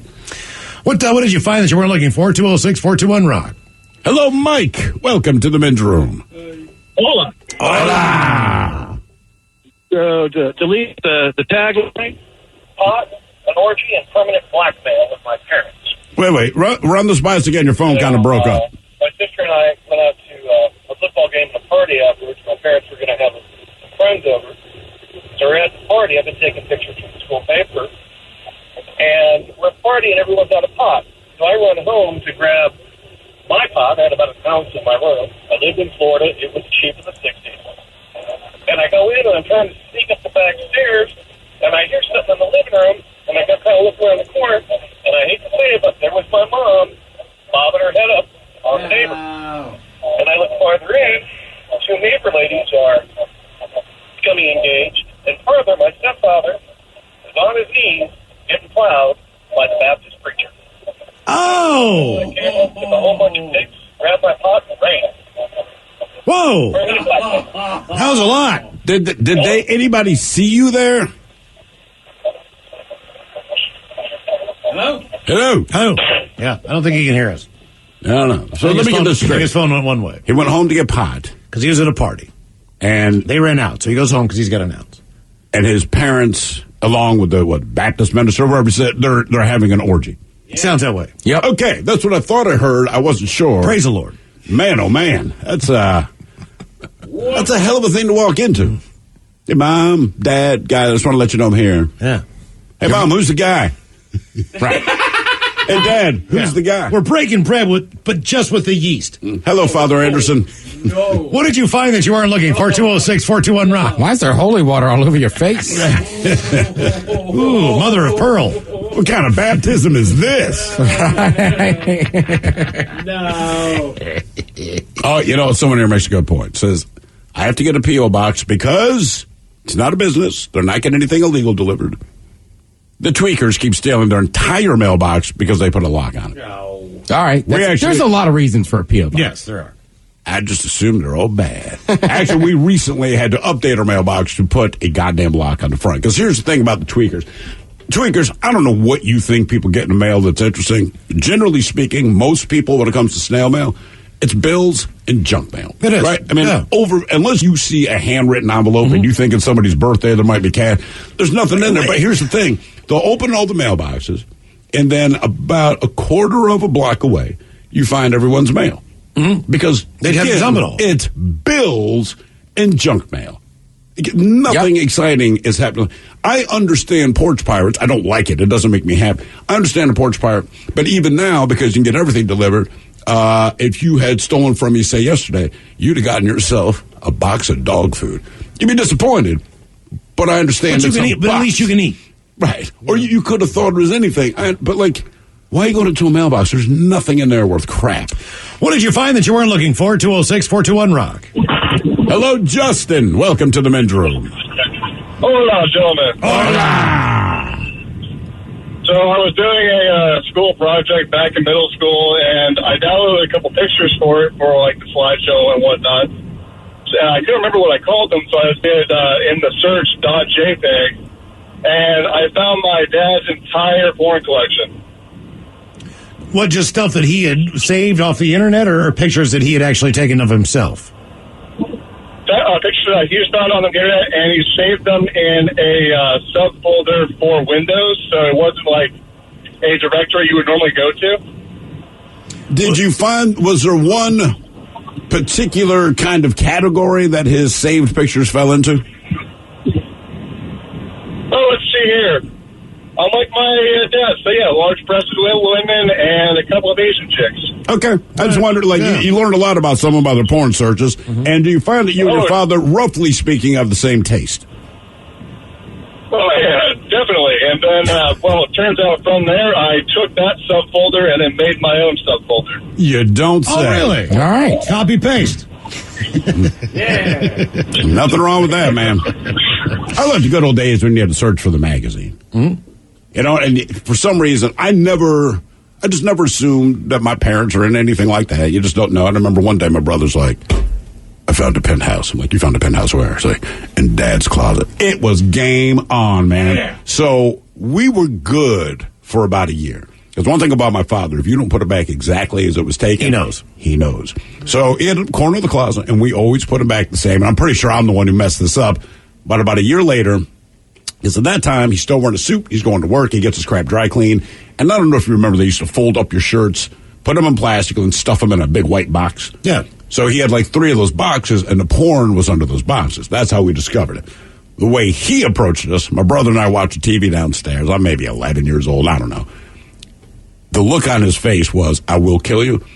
But the way he stated it was just, who was going through my dry cleaning? And both my brother and I, neither of us, man. So he's like, look, I don't care which one of you. I don't care if it was both. I will know if you go through my dry cleaning again. Do not touch my goddamn dry cleaning. And we legitimately stopped. Okay. It was that terrifying. But man, we got a good couple years in, bro. I mean, I did the same thing. I remember one morning, like, it was like Saturday, like, you always had to clean the house. Yeah. My mom was really pissed. And she had, like, found some magazines. But it alerted, like, 12-year-old me to, like, all right. Right. So those got thrown out. Of course, I went out in the nighttime and dug them out. But then my dad got more, and I knew where that spot was. So, like, I never told I don't think I ever told my brother I had found it. Yeah. Because I was like, I can't ruin not seeing these photos anymore. Keep it quiet. Yeah. Man, we had the luxury of, my mom busted us on this, but the guy across the street from us, I guess they were getting a divorce. I don't know. But the wife got the house. She's getting rid of all of his crap, but she would just take it down to the street, and they were all in brown paper bags. And we discovered that it was his porn collection from, I don't know, 15 years they'd been together. And this is back when they only showed boobs. We didn't care. So my brother and I, we kept collecting all these porn magazines. And my mom said, I'm watching you guys walk up and down the driveway, and you're being real quiet. The next day we go to school, she goes on to our rooms, and she's like, there's just hundreds of magazines. Well, hell yeah, my man. next door neighbor, growing up, he had a newspaper magazine distribution company. Okay. And he had the newspaper shop downtown where you go in and buy the New York Times, the Washington Post, all those things, the Sunday editions of that or whatever. But the way it worked was, once the month goes by, so today, you would not have anything on your shelf from July. Correct. That's too far gone, unless, and typically magazines would even go a month ahead. just to make sure. Like you would get, say, today, you would get a September instead of an August. Correct. As far as the dating on it. But the way it worked was, for inventory purposes, he would cut the the top off, and mail those back to the company. Okay. So they were not for resale. It's kind of like a cutout on a CD or whatever. But all those went into the back room. And I mean, you name it. If you were into guns and ammo, it didn't matter what the magazine was. This was protocol for all those things. Sure. But I mean, I helped him organize stuff, throw away stuff in the summer. Most of the time, the Playboys that had famous people in them, they were gone or just in general. Sold out. It's kind of like barbecue. You just knew how many to order. And you also put these in the equivalent of the QFCs of the world, their magazine sections. Right. All around town. The good old days. Right, exactly. But I mean, the ones that did not sell, they were like Mayflower and Jugs. Yep. And Swank and Cherry. And I like Swank and Cherry. Mayfair Jugs. It's like, because he carried them all at his newspaper shop downtown. That's basically where the curtain room was that had the big time stuff. You could not put that in a Safeway. Right. You could put it in as independent. Which is amazing because something like Jugs, and as I remember Jugs, they could have renamed it British Areolas. I mean, basically. Oh my God. The biggest boobs you've ever seen. Ever. Mm-hmm. Ever. And then they'd have the animal that chews down trees and makes dams. That was Hustler. They'd have hometown ones of them. All right. Oh, yeah. That was the first time I heard of Germantown, Maryland. I was living in upstate, swear to God, I'm living in upstate New York at the time. People a particular blonde, right, she had sent her Polaroid in, and she was just smoking hot. So when we moved to Baltimore, I'm like, where's Germantown? Because in my mind at 14, I'm going to meet her. Oh, yeah. She's going to fall in love with me. Well, when you go to the amateur tab and you think about that kind of thing, like this, that was the very legit beginning of, instead of having a bunch of Polaroids or whatever, because you really couldn't develop that stuff. Mm-hmm. So most of the pictures were Polaroid pics that were sent in. And you know what I appreciate about Hustler magazine? They had like a collage form, They really, they didn't discriminate based on your looks. No. You sent that picture the in. ugliest people in the world. I mean, they were like, look, you want to get naked? Give us a picture. Yeah. We'll print it. And they smiled in all of them. Like, no one tried to look sultry. Like, every woman now does the duck lips if they take a picture. They smiled like it was a school photo. Or legs behind their head. My name's Candy. Right. Find the spot. Right. And I live in Chambersburg, Maryland. Pennsylvania. There it is. Ryan Castle coming up. We're going to sit and spin 10 albums that have sold 15 million copies or more. You are listening to Men's Room. Automation is powering what's possible for businesses of every size in every industry. Unlock your potential at Automate, the largest showcase of robotics and automation in North America, May 22nd through the 25th in Detroit, Michigan. With over 600 exhibitors, 200 speakers, and more than 25,000 registrants, there's no better way to power your business.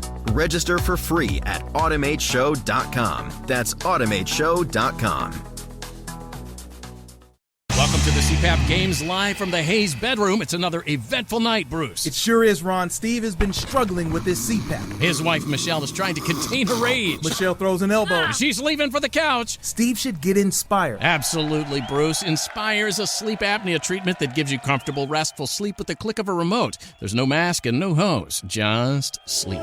Learn more at InspireSleep.com. Inspire is not for everyone. Talk to your doctor to see if it's right for you and review important safety information at InspireSleep.com. What's up? It's your boy, the Ted Smith. Thanks for listening to the Men's Room Daily Podcast. Want more? Check out the greatest podcast in all the land, the podcast. Be sure to subscribe and listen to a brand new episode every Tuesday night. The debauchery rolls on. You're listening to the Men's Room with Miles and Thrill. 99.9 KISW. Our question, what did you find that you were not looking for? And here come those emails from the Men's Room at KISW.com. You've got mail.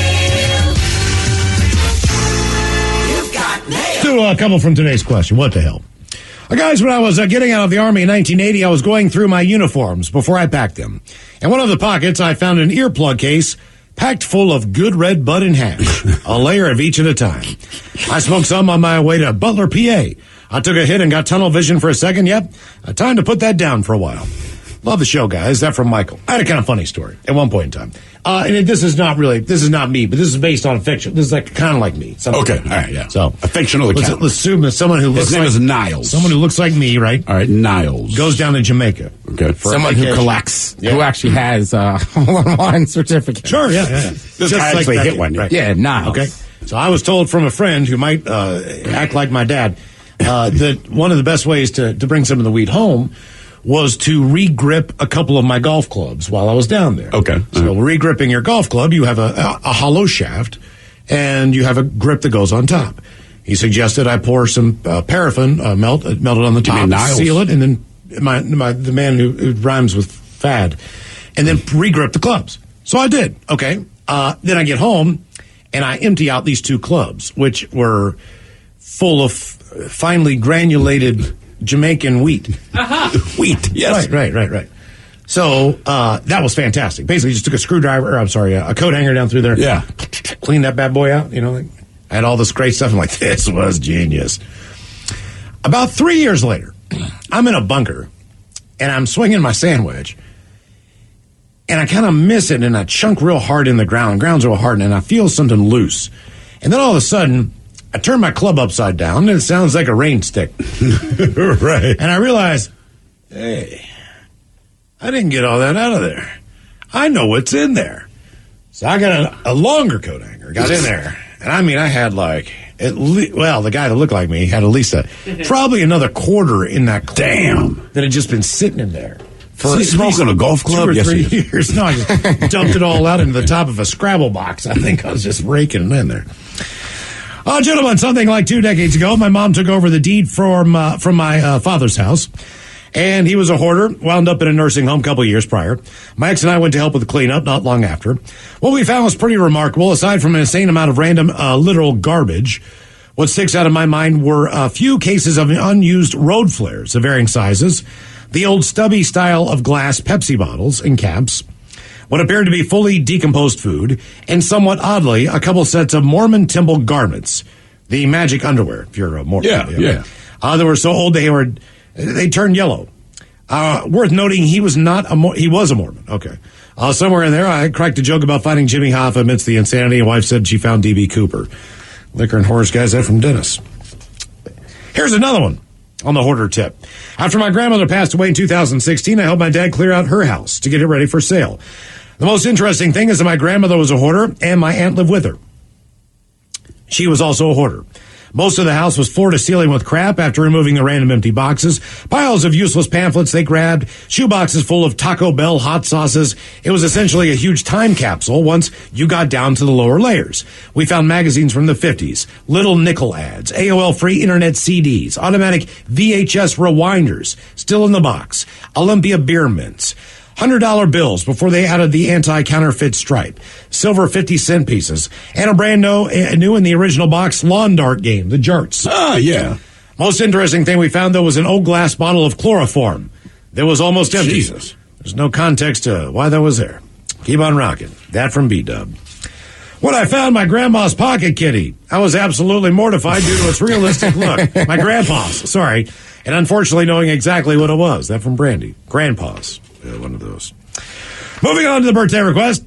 Ola Bachola's the love of my life is turning a really dirty 35 today and is enjoying some quality time in Montana, which I think she is enjoying, but who really knows? She's amazing and a far better person than I deserve. I appreciate all she does, and I love her greatly while I watch the cat here in Washington. Can you please sing her the birthday song, and can Mike Hawk give her a sweet mashup of various sound bites, since he knows where they are on the board? Ah, yeah. P.S. Ted. That's not a dig at you, Ted. Great job working the board while Mike was laying pipe in Vegas. Oh, Jesus. That's so romantic. Cheers, bitches. That from DJ. Chestnut! Your mouth! Jesus. All the shows. For the record, now that I'm here and Mike's here, there's so many sound effects. Like, Mike does a great job. I mean, I was getting lost in that. What was the one? You could never find the one. I can't remember which one it was, but my favorite. I told Mike this yesterday. Somebody wanted the fish sandwich medley. Correct. Ted did not think to look. Mike has already created the medley, and Ted is doing the best he can to it each individual sound. Yeah, you want a medley? I'll serve it up. All the Michelle's wanted to wish my girlfriend Megan a very happy birthday. Can I get an inspirational quote from Miles about working from home? And the Germans talking about shenanigans at Comic-Con. Thanks, guys. That is from John. Okay. Working from home. We haven't really worked from home in here, so I'm just going to speculate. Yeah. Because we've been here. Okay. Okay. Megan, here is what I know about working from home. You basically get paid to be in meetings all day. You speak in meetings. You meet with other people about, well, your last meeting, and you have meetings to plan for your next meeting. You meet with everyone without actually ever really meeting them. Yeah, you want to do this Comic-Con thing. If you're dressed like Slave Leia, I will be your Jabba the Hutt, but I'll only be Jabba from the waist down. Yeah, it's the craziest part about the Comic-Con is you think you're having sex with a celebrity, but it's just in a costume. Yeah. So do what you want, though. Mm-hmm. I'll tell you what, if you dress like Chewbacca with the shaved ass, I'm in. So, one of the Germans has been to one of these things. Not me. He said sometimes the slave, whatever her name is, they look hungry. Yeah, sometimes it's a Slave Leia from the movie. Sometimes you're like, you know what, you are free. You have been emancipated. Leaves the booth.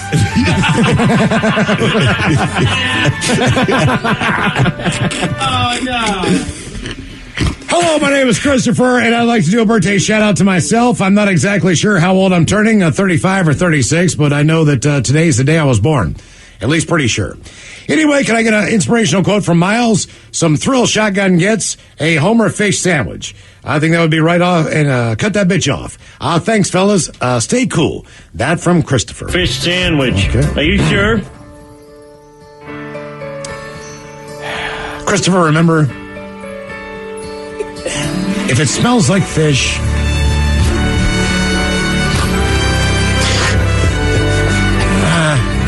yeah, I'm not gonna. Anna, cut that bitch off.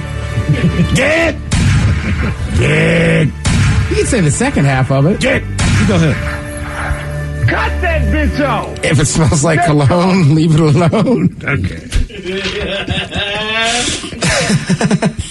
All of Michelle's happiest of birthdays to my husband, Chris. Like Febreze, drop to your knees. He is a dirty German, and we're on our way to a Dune Fest with our Can-Am. Dune Fest. Mike, is that something you know about? No. It sounds like an organ. Is that the movie Dune, or is it Dune? No, like Dune I Fest. got a Dune buggy. They got a Can-Am, so they're going to Dune Fest. Yeah, so they'd probably be going out to the dunes out there. Oh, hell yeah. I was hanging out right out around there. I was with Dune Barbie all weekend. Dune Barbie? Yeah. She's probably on her way to Dune Is she, is that one that I can buy for my child? Dune Barbie. No, I don't think Dune Barbie is available in stores. You only need the edge. Can I get a bong hit in the Dirty Germans talking about the sandy vacations and sex on the beach? Much love. That from Brandy. You're a fine girl.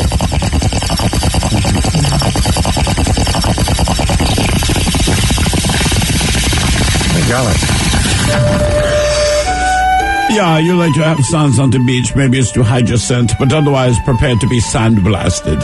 Yeah, it's the only thing I can say about it is that it's like an old TV. When you have sex on the beach, it's grainy. Jesus. Betos, today is my old buddy James's 50th birthday. How about an OG fish sandwich and the Dirty Germans telling this Brian Urlacher wannabe how they would help him celebrate his birthday? Thanks, guys. That from Jeremy the Tax Guy. Do I get a fish sandwich? Yeah, if you want to be like Brian Urlacher, do not worry about how you play on the football field. Who was the woman that he was dating or married for quite some time? That is the Brian Urlacher I would want to be. Yeah, you should also be smarter than Mr. Urlacher and try not to take on Boss Wooten. Today is my wife Renee's 58th birthday. Loves your guys' radio station and rocks on her drums on our deck. So how about a fish sandwich and the Dirty Germans for her? Thanks, guys. Appreciate it. Who's that from? That is from Anonymous User. Can I buy you a fish sandwich? Anonymous User. Yeah, if you like to play the drums. from Van. No Choya. Let me play the drums, because I also like to beat skins. Yeah. Anything that involves a beating and sticks in my hands, I'm game for.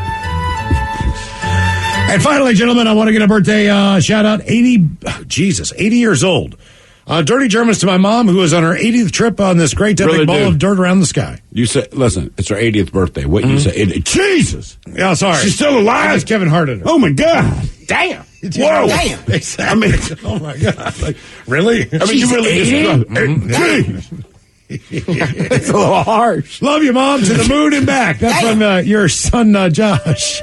Yeah, 80 years old. This is what I know. One, you are flexible because your skin is like meringue, but also your meringue is creamy and soft. Yeah, I like meringue. Very soft, very flexible, bendy, which is good because at 80 years old, you know what it is you like. But also, as a dirty German, I know what's loosened up, so to speak. We're going there. Yeah, so that's the thing about the Germans. Age is nothing to us. No. Yeah, so the only age we worry about is when you're over a certain one. But 80, we'll get involved in You that. have another 40 years. We'll bring the prunes. Damn. All right, guys, here we go. Happy, happy, happy birthday. Happy, happy, happy birthday. Happy, happy, happy birthday to you, to you, to you. Ja, the Dirty Germans, brought to you by Men's Room Original Sausage. Available through Uli's world famous sausage, mensroomlive.com, and other fine retailers. Mmm, Schweinefleisch. Hey! Yes, friends, it's time once again for Sit and Spin. Let's gather around the old radio and listen to some swellerific new music. Oh, look, there he is in studio. Holy cow, live in the flesh, Ryan Castle. Live. I heard you guys had salsa in here, so I figured I'd we show sure up. did. That stuff is good. You just jumped off the train. Yeah, I did. I was on the People Train. How was the train ride? People Train's great, man. I love the People Train. Were you able to sit in the bar car? It's the way to go. Sometimes Get a beverage? Not today though, because it was. I got on the train at 8:30 this morning. That would have been a lot. Are you one of those people now who break out the laptop and work on the train? Yes, sir. How about that? Yeah, isn't that something? Yeah, some people that work here have like actual work to do. Get the hell out of here! Yeah. You gotta be kidding. So that's what I was doing on the People Train today. So, with my cool Wi-Fi hotspot. You were you're going down there to you're doing a review of every strip club in the Portland area. Yes, just the food though. Oh, okay. Yeah, all right. Yeah, so Sunday night was the salad bar at the Acropolis. Right. Yeah, which was delicious. Do you think that requires a sneeze guard based on its location? Yes, but I don't think it's for sneezing. At waist level. Yeah. I always walk over there and just wait for someone. Who's going to get up and get a salad? Who's going to be the first person? I'll look around like, I bet it's that guy right over there. Dude, I always get steak bites because I get too bored eating the whole steak. So that's my advice. Get steak bites. Honestly, I've never at a strip club, get steak bites. This is just what I have been told about the place. I honestly have no idea. Can you sit in the front row where the ladies dance and have your steak there? Your steak, yeah. You can. You're right That's there. what I'm saying. Get steak bites. Trust me. I have been in, and I can attest to this. Wouldn't it be great if a woman could squat down and just steal one of your fries? You know what I'm saying? I'll bet someone can do that. I could have swore I had 4 cherry tomatoes on this salad. Oh, my. Oh! Hey! And then you get bird fed like a mama bird and a baby bird. Boy, that is a skill. So, Isn't that? fun fact. There are only 30 albums in the history of recorded music that have sold more than 15 million copies. And because people don't buy full albums the way they used to, these records will probably stand for the rest of time. Okay. All right. That's a good point. Yeah. So nobody's doing this kind of business. I mean, maybe Adele, but it's not. If It's you not. bought them. It's not tracked the same, and you Right. buy individual songs, so it's a different animal now altogether. So I don't think anyone will ever touch any of these records. Is it safe to say that if you are in this club, even in the top 30, that your life is set based on whatever you've done? Maybe you only had one album. It depends on the contract you sign. If they Yeah. don't make a lot of money off their music. It depends it's on merchandise. and it all depends the on crap. if they own the publishing and all of that stuff. Right. But yeah, all of the people on this list are doing just fine, I'm sure. At least the ones that aren't dead. Okay. But also, I bet everyone in this room and everyone listening has owned at least one of these, perhaps multiple. These are 10 albums that have sold 15 million copies or more on Sit and Spin. Number 10. Yes. I know Ted's in on this club. So this is a great example of a band that really had a big album. Yeah. That was it. I mean, Hootie didn't do anything really substantial after this first album, which is called, Ted? Cracked Rear View. That's right. I mean, what are you going to do after this, though, man? You put out this, hey, guys, this is our debut album. Guess what? It is all downhill. You go solo and you do country music, which is what Darius Rucker is doing now. Yeah, actually, I saw a video the other day of an old school performance where they jump up in a barbecue place with a house band, and they're playing like Let Her Cry. I'm just thinking to myself, here's a band that has sold over 15 million copies. Yeah. They're in a barbecue joint. They just Let Her Cry. I'm like, these people in this bar even realize that this is like Hootie and the Blowfish. Right, that's Darius Rucker. They sold 21 million copies of that album. Cracked Rear View. And Ted was one of those guys. I've owned it twice because I lost my first CD. 10 albums that have sold 15 million copies or more. Number 9. I got friends in low places where the whiskey drowns and beer. What's the album this was from? Not the live version, but the original version. Fences? Yeah, so Garth Brooks Rope sold... in the Wind? Yeah, Garth Brooks Come on, Mike, don't you own this one? We're counting on you. I own this one. It's currently in my car. I don't remember the one that Friends in Low Places is actually on, though. Yeah, so Garth Brooks, those two albums of his sold a ton of copies, but this is actually from Double Live. Garth Brooks sold 21 million copies. You have to think that Garth has reached the point where he's private jet guy. Oh, for sure. Can I tell you something? I went and saw Garth Brooks at the Tacoma Dome a few years ago, and I have never been around a more irresponsibly drunk group of adults in my life. And that's coming from me. Right. In this room. In this room. I have traveled with Miles and Thrill, and this was worse. Is that the same level those like Kenny Chesney shows, Ted? Do you think? I would think, yeah. I mean, look, it felt... It might be more. But older. It felt to me like it was a lot of cats who maybe didn't get out very often, and they were going to turn it on. That was also... This was also the tour where he came back, right? Yeah. Yeah. He was doing like 2 or 3 shows a day. Yeah, 5. Yeah, it was like 5 in 2 days.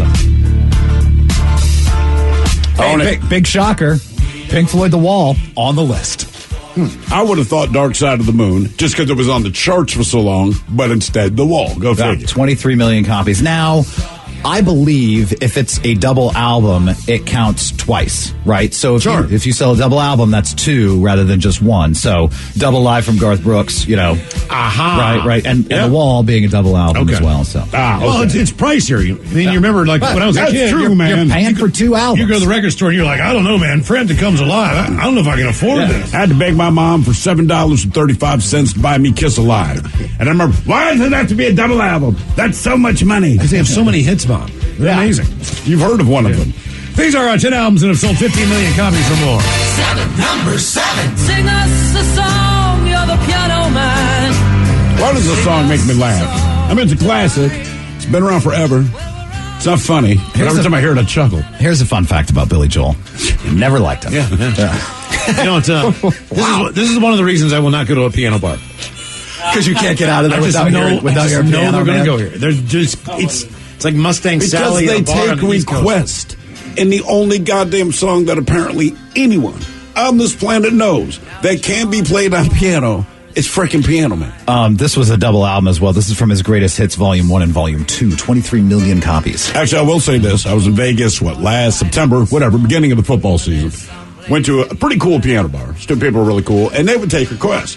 Somebody requested Piano Man, and the woman who's playing piano just went on the mic and said, to make it clear, we don't do that song. Oh! I was like, bravo, nice. Bravo. Here's Rocket Man. Number 6.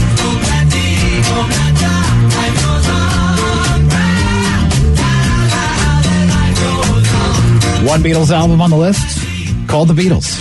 24 million copies. I own it. I did not buy it at the time it came out, but I have since purchased it. That's because you were just a glimmer in your daddy's eyes. I don't think I was. I think I was a mistake in his loins. Like, oh, damn it. Future problem. Paul played this one. He played this one at Climate Pledge. Did he? I was screaming back in the USSR just to see if he can do it, How'd that work out? Shake the room out. It didn't work. They threw him out. People around me didn't think the joke was funny. But 10 albums and it sold 15 copies or more. Number 5. Own it, of course. Oh yeah. I don't know this on vinyl. Really? Maybe on CD in a box. Come on, man. I don't. It's like standard vinyl. I know. Like you like rock and roll. Okay, here you go. Here's Led Zeppelin 4. I know. Here's your vinyl. I just don't have it. Yeah. I even still have the Zeppelin box set. Really? Yeah. All right. I got the BBC stuff. I got all kinds of weird Oh, yeah. stuff. I don't have that. It's a pretty good album. I can't tell you the last time. A lot of people liked it. Yeah, like it. This one's strong from top to bottom, though. I mean, there's just a ton of great songs on this. Hell yeah. album. Even the ones you don't think you like Battle of Evermore. You're like, what a stupid song. That was awesome. I feel like I'm in a mystical place. I know. I'm a hobbit now. I'm in a shire. Strange people, the Druids. These are 10 albums that had sold 15 million copies or more. Number 4. Own it. I do not own this. Come on, man. I don't own it. God, no.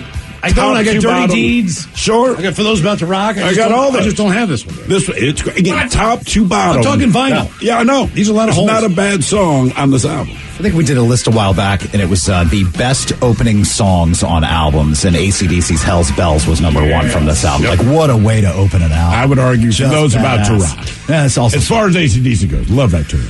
10 albums that have sold 15 million copies or more. Number 3. Welcome to the hotel. Do not own it. Oh, no, wait. I do. My wife loves the Eagles. Do you? I own it. Well, Yes, you own it. My wife bought it, but now I own it. The Eagles.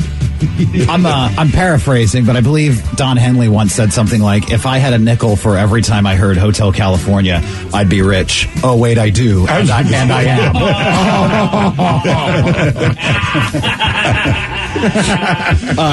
26 million copies. Fun fact about the Eagles, never liked them either. Yeah. I actually really like the Eagles. Yeah. I don't care what anybody says. I'm starting to like them again. Yeah. It took a little They have while. hits. I needed a break. I get a little Jeff Lebowski on the Eagles. Well, yeah, and a lot of people do. Saturated for a while, man. It's like apparently the only band that can be played on any station. But then you hear like Joe Walsh doing The City or something. You're like, okay, there's a couple of good tunes. Oh, yeah. Because he was Joe Walsh. 10 albums that sold 15 million copies or more. Number 2. Own it. Just read this a couple weeks ago. Fun fact about this particular tune. Vincent Price, back in the day, he was offered one of two things. $20,000 in cash, one-time fee for his voice being on this song, because he intros the song, or a percentage of the royalties for life. And I can't remember what that percentage was. It doesn't matter. Significant. Yeah, even if it was 1%, I mean, it is an astronomical amount of money. Guess what he picked? It's a lot more than $20,000. He took the cash option. Oh. I probably didn't have much longer to live it. Boy, I'll bet that stung a little bit. These are 10 albums that sold 15 million copies or more. We made it to number 1. Number 1. Take it easy. And we're back. More Eagles. Yeah. You could have played Hotel California again. I could have. So remember, when you go see the Eagles and that ticket's $500, that they really need the money.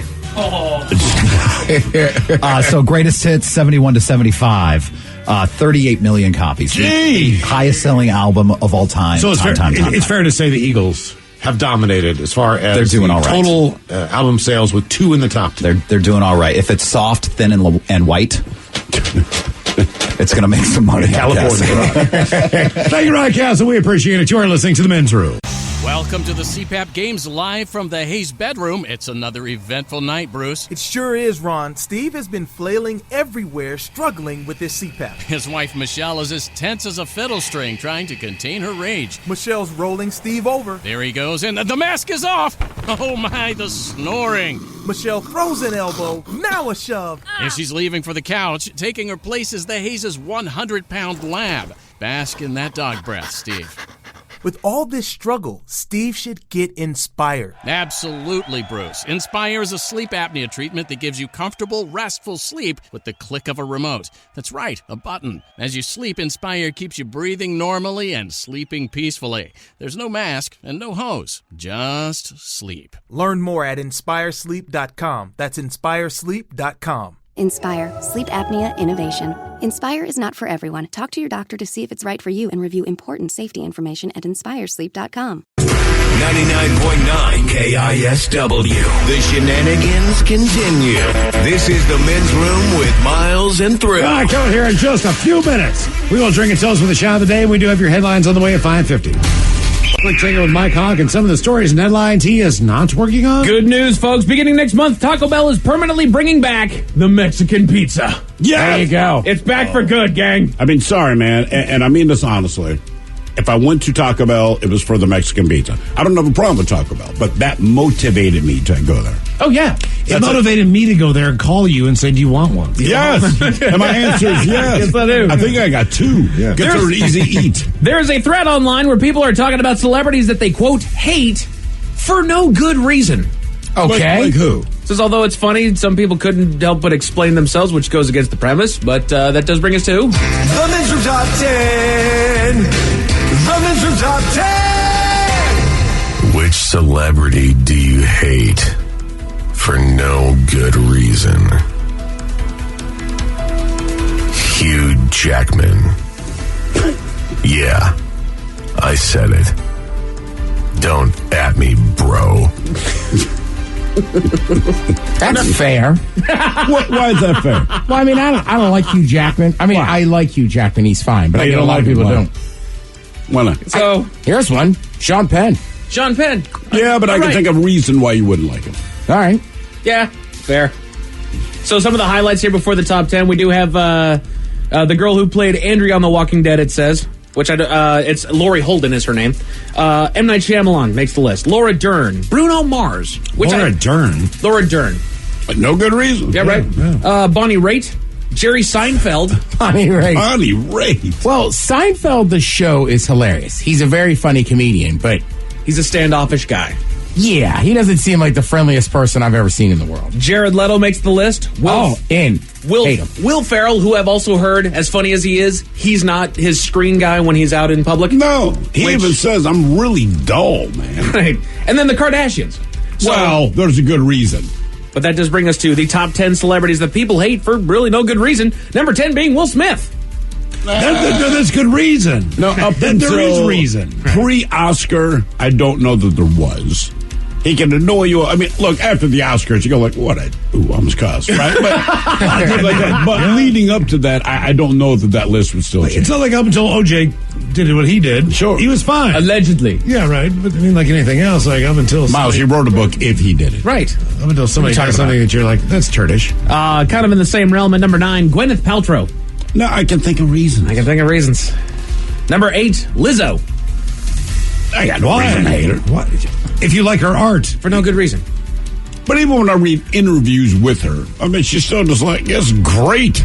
Yeah. I'm glad people dig my ass. I'm going to keep singing. I go, look, do your Mike, thing. were you here when she came in and did her little performance in the studio over here? No.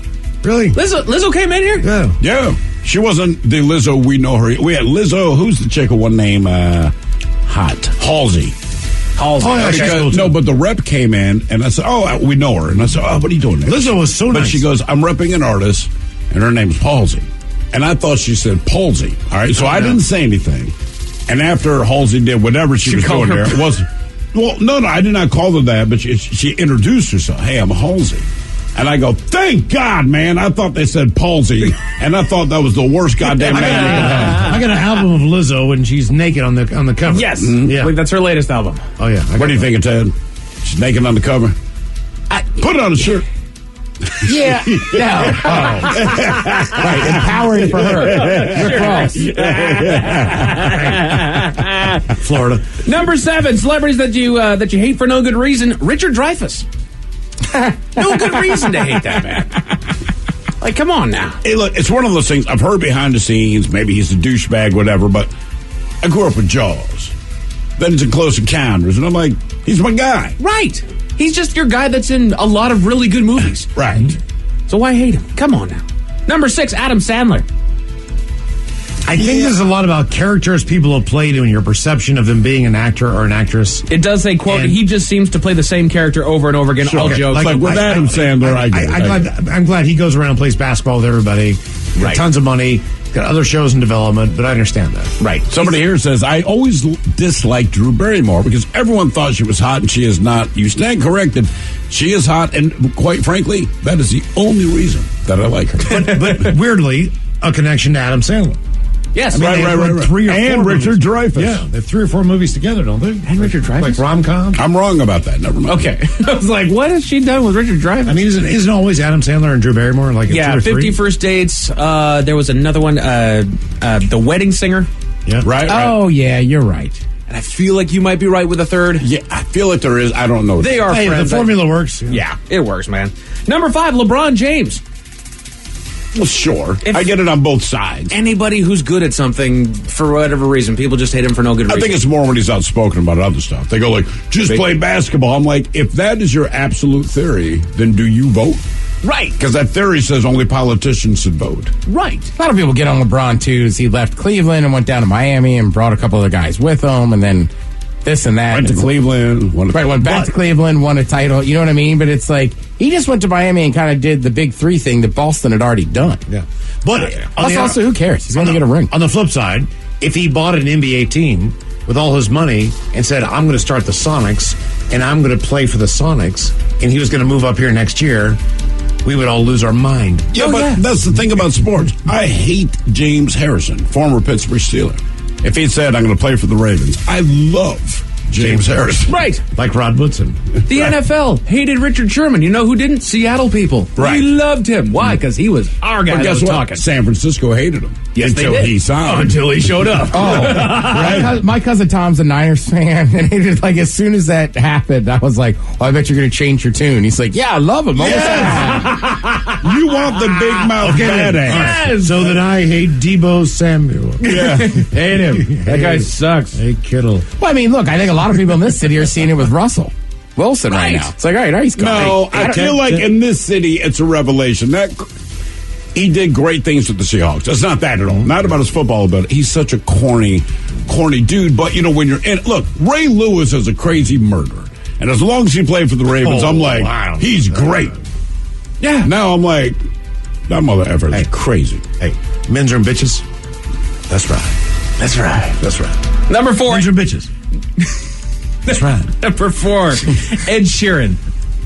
Come on. Just because he could steal your girl, man. Come on. Well, the other thing, too, is Ed Sheeran is so massive popular, but there was a few years there where just you couldn't turn on a radio without hearing his song. Yeah, I think it's this. I think for a lot of dudes, it's that at a bar, if he's not the Ed Sheeran we know, he's just this googly-eyed, ugly man. Yes. But the fact that this googly-eyed, ugly man can sleep with your woman, now it's like, I hate you. Right. For being that ugly and talented. Somebody here says Jennifer Gardner. I hate her. I hate that bitch. You know what? She actually... I never liked her or Ben Affleck. And again, no reason. I thought you were a Ben Affleck apologist. Weren't you? For years? Or was it Matt Damon? I thought it was Ben Affleck. I enjoy both of them. Matt Damon and Ben Affleck. Yeah. Matt Damon. Hey, I don't know. Jennifer Gardner. And she's like a very nice person, right? West Virginia. But I was always like, yeah, I don't like her. My brother used to date her sister. You said it was hotter. That's why I said it in that voice. She's like, nah, I don't like her. Nah. Number 3, most of the Friends cast. Yeah. All right. Which... Someone here says, I cannot stand Jennifer Aniston because of her face. I like the movies she's been in lately. Yes. I realize within the last 10 years. Sure. But I think I like the after work more so than the show. Okay. So like... but I think there's a difference. When she Matt was LeBlanc on shows were Friends, funny. all we heard about was Rachel, not Jennifer Aniston, right? Yeah. And then she finally got away from that and did some movies. Normally she's hilarious. And someone here says, I cannot stand Jennifer Aniston just because of her face. To me, she's looked like a quote-unquote Karen since before Karen's even a thing. But here's the thing. Jennifer Aniston, when she was at the top of her popularity, the people that got her haircut were what we call Karens now. It's not her fault. Yeah. She's probably even like, or was it Kate plus 8? That was another person that got her haircut, yeah. Number 2, Harry Styles.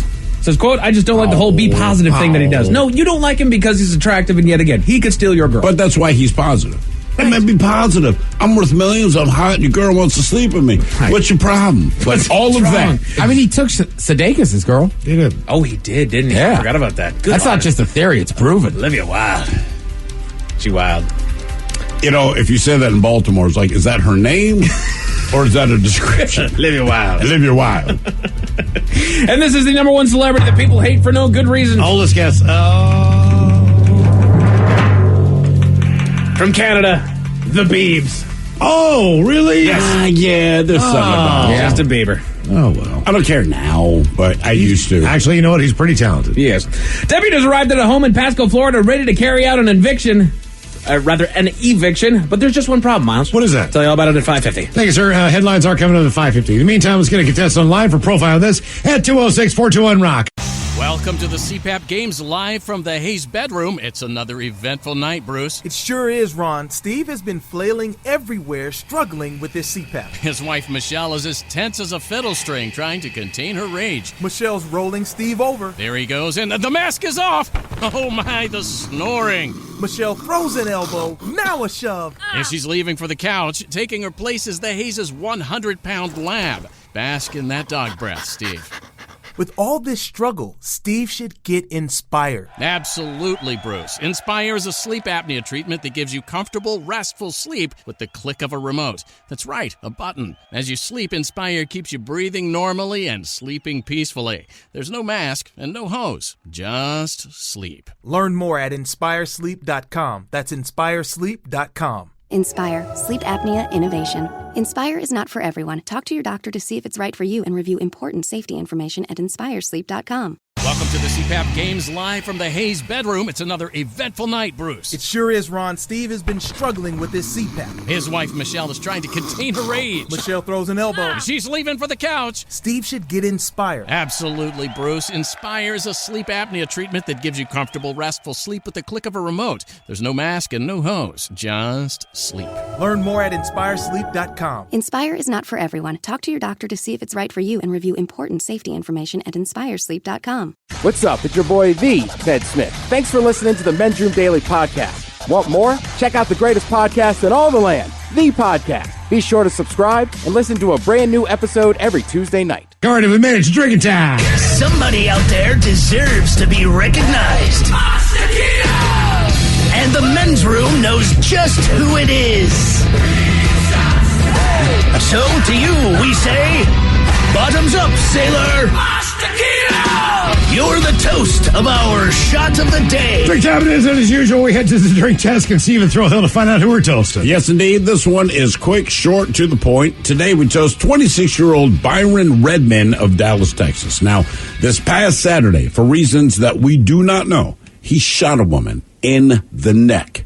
Now, no one knows if it was intentional or not, but she was, in fact, shot. Now, as luck would have it, if you want to call it that, the bullet actually exited her neck and then ricocheted off of something and then hit Byron in the leg and it hit the artery in his leg and Byron bled out. Ooh. And he is gone. Here's the irony of it. That's that inner thigh, main vein. Man. Here's the irony of it.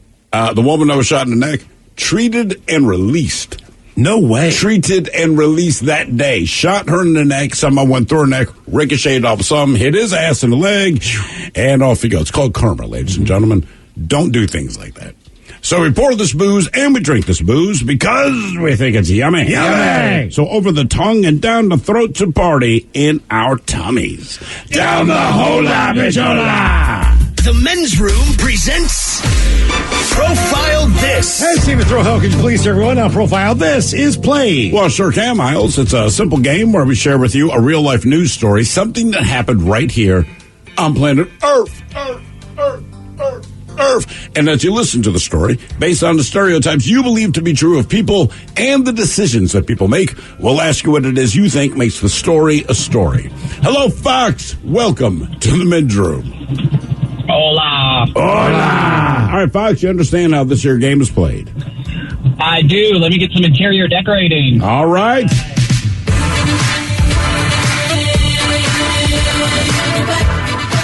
Miles, I'm going to ask you this. Do you think Eddie Murphy gets a cut every time we play part of the song? Unfortunately, I believe Rick James does. Either way. I think musically Rick James does, which counts for most of the music. Okay. No, you're right. And then Eddie Murphy maybe. I mean, if someone's getting money from the Happy Birthday song, they're definitely getting cut. Chi-Chi's. That would be Chi-Chi's, and I want to say there might be one location in the U.S., otherwise they're overseas. But we do what we can. We're here to help. All right, there, Fox, here's your story. A man nearly lost part of his penis after something got caught around the tip and cut off blood supply.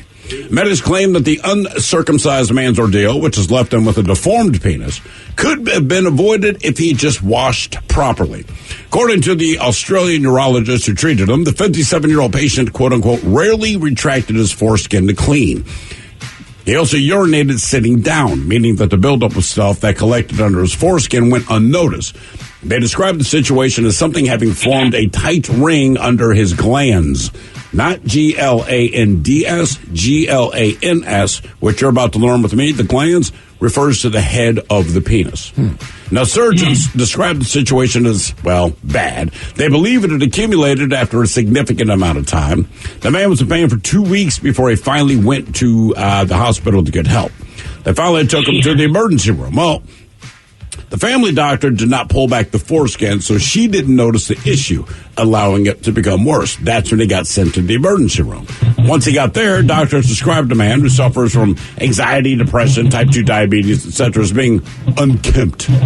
Anyway, after pulling back his foreskin, they found the mass around his penis just below the glands, strangling the width to just 0.4 inches. That is 1 centimeter in diameter. I want you to think about this. Oh, my God. Right. This was a terrible choice. In diameter. Yeah, it's on you. It's on you. I gave you a choice. Now, Dr. Angela Holmes told the man he would have to have an operation to save the remaining tissue, but he ran away from the hospital after hearing about the risks of the surgery, which included losing part of his penis if the wounds didn't heal properly. But he thought about it. Therefore, 2 days later, he reappeared after doctors attempted to get in contact with him. Went to the operating room. Doctors managed to clean the wounds to his urethra. They had to reattach the tube, sewed it back together, fitted it with a permanent catheter to allow him to urinate. He left the hospital against medical advice after 1 day, but they told him, look, if you're going to leave, take daily salt baths, antibiotic pills, and use an antibiotic ointment on the wound. All of that said, the question is, what was, quote-unquote, strangling his penis? Was it pubic hair, schmegma, which would be the dried secretions, scabs, or maggots? So pubic hair, schmegma, scabs, or maggots. One of those reduced the top to What 1 was two? What did you call it? Schmegma? Schmegma. So it's coagulated, right. Whether you were masturbating, whether it's sweat, whether Shalom, it's dirt. God, that was a Jewish original Right. word. Yeah. I think I have to go pubic hair because that seems like the only thing strong enough. But like strong can enough. Can maggots strangle things? I don't even know. I don't care to find out. Oh gosh. Honestly, I think this dude needs to take a shower, and it was schmegma. Schmegma. Bruh. Yep. It's disgusting. There's no good answer. Look, I'm just going to go scabs, Fox, for why not? Okay, what was strangling his unit? Was it pubic hair? Yeah, it's got to be pubic hair. Yeah, just. All right, we got you. Schmegma. Scabs or maggots, we'll find out next. That was a tease. Welcome to the CPAP Games live from the Hayes bedroom. It's another eventful night, Bruce. It sure is, Ron. Steve has been flailing everywhere, struggling with this CPAP. His wife, Michelle, is as tense as a fiddle string, trying to contain her rage. Michelle's rolling Steve over. There he goes, and the mask is off. Oh, my, the snoring. Michelle throws an elbow, now a shove. As she's leaving for the couch, taking her place is the Hayes' 100-pound lab. Bask in that dog breath, Steve. With all this struggle, Steve should get Inspire. Absolutely, Bruce. Inspire is a sleep apnea treatment that gives you comfortable, restful sleep with the click of a remote. That's right, a button. As you sleep, Inspire keeps you breathing normally and sleeping peacefully. There's no mask and no hose. Just sleep. Learn more at InspireSleep.com. That's InspireSleep.com. Inspire, sleep apnea innovation. Inspire is not for everyone. Talk to your doctor to see if it's right for you and review important safety information at InspireSleep.com. 99.9 KISW. We return to the men's room with Miles and Thrill. Interior decorating is a category on Profile. This man almost lost part of his penis because he didn't clean his penis well enough, and he got affected.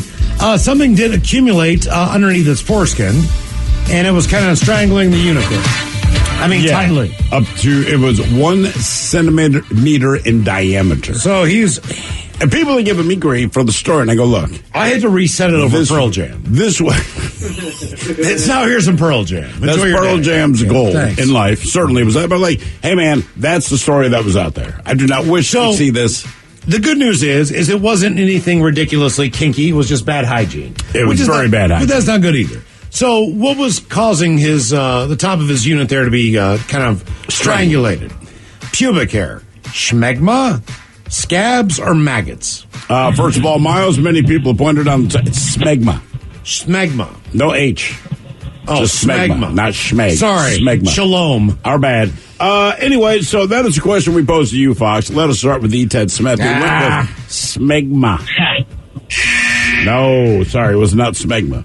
Miles, you went with scabs, which frankly makes me uncomfortable. It was not that. And that makes sense. Fox, you went with pubic hair.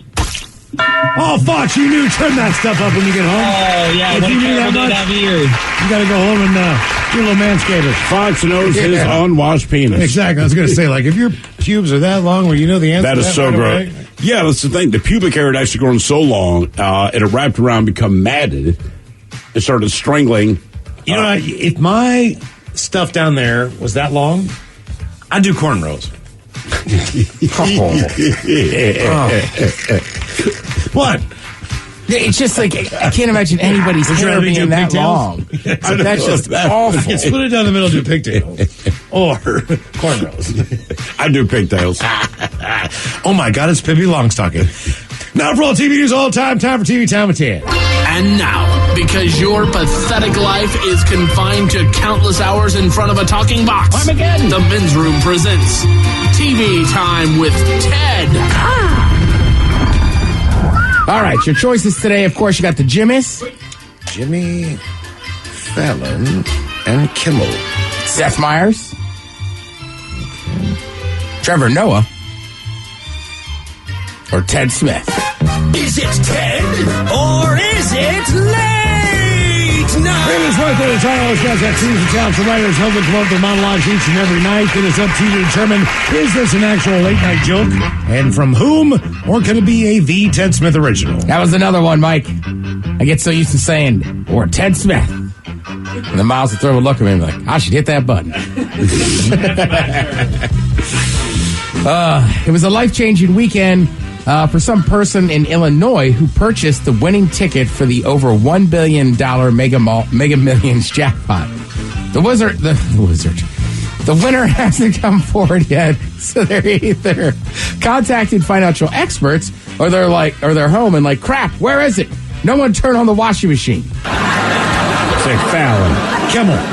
That's Fallon. Well, it was a life-changing weekend for the person in Illinois who purchased the winning ticket for the $1.3 billion Mega Millions jackpot. The winner hasn't come forward yet, so either they're contacting financial experts or they're at home like, crap, where is it? All right, I had it in my... I went swimming. All right, no one turn on the washing machine. No one do anything. Pope Francis acknowledged he might need to slow down and retire. You could tell the Pope is tired and ready to retire. Someone asked him today for a miracle, and he responded, what do I look like, a friggin' genie over here? It's Fallon. You already heard him start it. Francis acknowledged that he will need to slow down or retire. You can tell the Pope is ready to retire. Today someone asked him for a miracle, and he was like, what do I look like, a friggin' genie over here? Coca-Cola announced they're changing Sprite bottles from green to clear. And for a lot of people, it's going to be a shock to them to know that Sprite is actually clear. The Testament. Yep. Yeah, that's right. The White House is planning an updated booster shots for Americans this fall. They're the same booster, but this time they are pumpkin spice. Seth Meyers. Jimmy Fallon. The White House is planning to offer updated booster shots to Americans this fall. Yep, it's still the same booster, except these are going to be pumpkin spice. Real quick, just want to say thank you to everybody that came up and said hello this weekend at Summer Meltdown Festival. And a special shout out to the couple, I can't remember who it was, who bought Booty Shorts Gnome some water because he forgot to bring money to the beer garden. No. Lifesaver. Mm-hmm. All right. Also, you know what else I watched on Netflix? We're talking about Adam Sandler earlier. Yeah. So, did you guys watch the jewelry movie? Was it Uncut Gems? I did not see it. All right. It was more of a harder edge movie, kind of. It was, but it was pretty good. Yeah. And Sandler, obviously, that's a different role for him. Sure. So then his newest one on Netflix is called Hustle. And he's a scout for the 76ers for basketball. Basketball basically is his whole life. Yeah. And he finds this kid, and he's trying to help him along and this and that and get him drafted and this and that. But it was a really good movie. Like good. I was pleasantly surprised. Serious role or comedic? Oh, no, it's a serious role. But that's his whole life. And Miles, that's the thing that comes through in that movie. Like, right, like if you, like Kevin Costner to me has been in so many good baseball movies. I do believe he's actually a baseball person. Mm-hmm. And Sandler in Hustle in that basketball movie, I mean, he comes across as you could see it that like he loves the game of basketball. He wears nothing but basketball clothes. He plays basketball every day. Yeah, because like even in the practice scenes and stuff where he's helping out people, like it doesn't look out of place. It doesn't look weird. I mean, nothing like that. You're like, this guy legit can ball and legit loves the sport. Yep. So, but yeah, if you're on, if you got the Netflix, I would definitely check that out. And then sticking with sports a little bit. I mean, I know it's only early August, but I'm getting butterflies watching. So letting the pads pop. Yeah. Everybody's in camp now. I watched it last night. All the teams, like, yeah, I got home yesterday. First thing I did was put on NFL Network. I'm like, I just need to get updated on training camp stuff. Like, what's going on? Now what they say actually matters more. Correct. Right? You can project and all that, which is all anyone does. But now that you're actually seeing them, I'm kind of like, all right, man. And all the drama that unfolds, et cetera, et cetera. Yeah, and there'll be stuff that happens. Like, if you're an NFL fan, in the next month, there's going to be, unfortunately, there's going to be some catastrophic injuries. Some teams are going to, like... Cleveland's already getting it, man. One of the receivers went down pretty hard today. Right, so, like, stuff like that you'll see. I believe the Seahawks had a small dust-up today. Like, you'll see training camp fights. As anybody that's ever, as Miles can attest, if you've played football and ever gone through 2 days, there's going to be some dudes that are very annoyed with each other. And you're hitting the same damn dudes. You're hitting your teammates. And it just weeks. It's weeks on end. And like by the, after a couple weeks, it's like, I'm sick of Mike. Like today at practice, like I'm just going to lay him out. Right? It's one thing to be an offensive tackle and a defensive tackle and go against each other. Right. You guys know your stuff. It's another thing when they lay a tight end down in a wide receiver and you got to do it in Oklahoma. Right. It's like, damn it. They don't do that anymore. But I'm just saying they used to do that. Like, big guy, I want you to kill him because he sucked in practice today. Right. But trust me, when you're playing the line, I mean, you're seeing that same dude over and over. Man, that's where a lot of the fights are going to come from. You're just sick of them. And the other thing, too, is that, like, training camp's good. It teaches you to get better.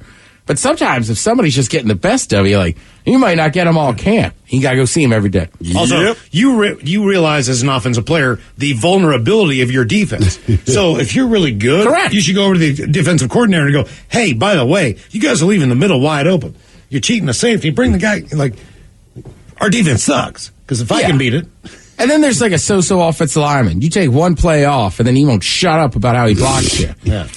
Sounds personal. It is. And I'm still pissed. Then you're going to live in a frickin' hotel.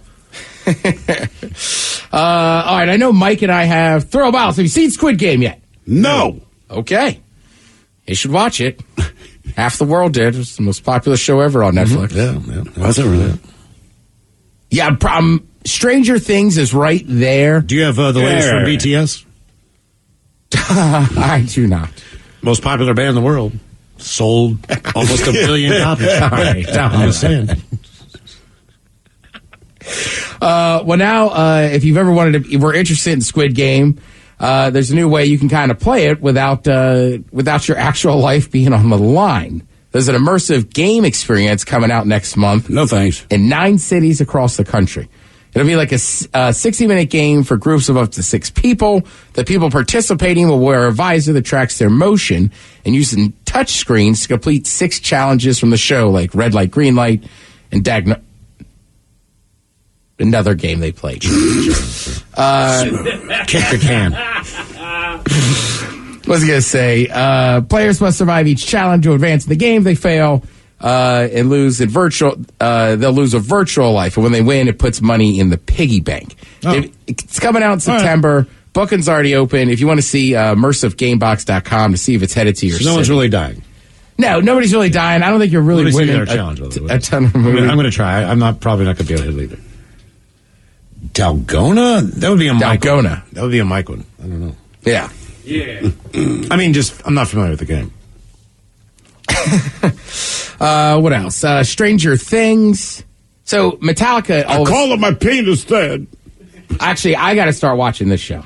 Dude, I will tell you what, the first 3 seasons, everyone says it's very Spielberg-esque, and it is, where you can build up drama, but even the things that are quote-unquote scary aren't scary, or particularly gory. season 4, they do up it a bit. It's not that big of a deal, but my kid, he started getting into it, and I want to watch season 4. I said, fine, I will wait for you. I did.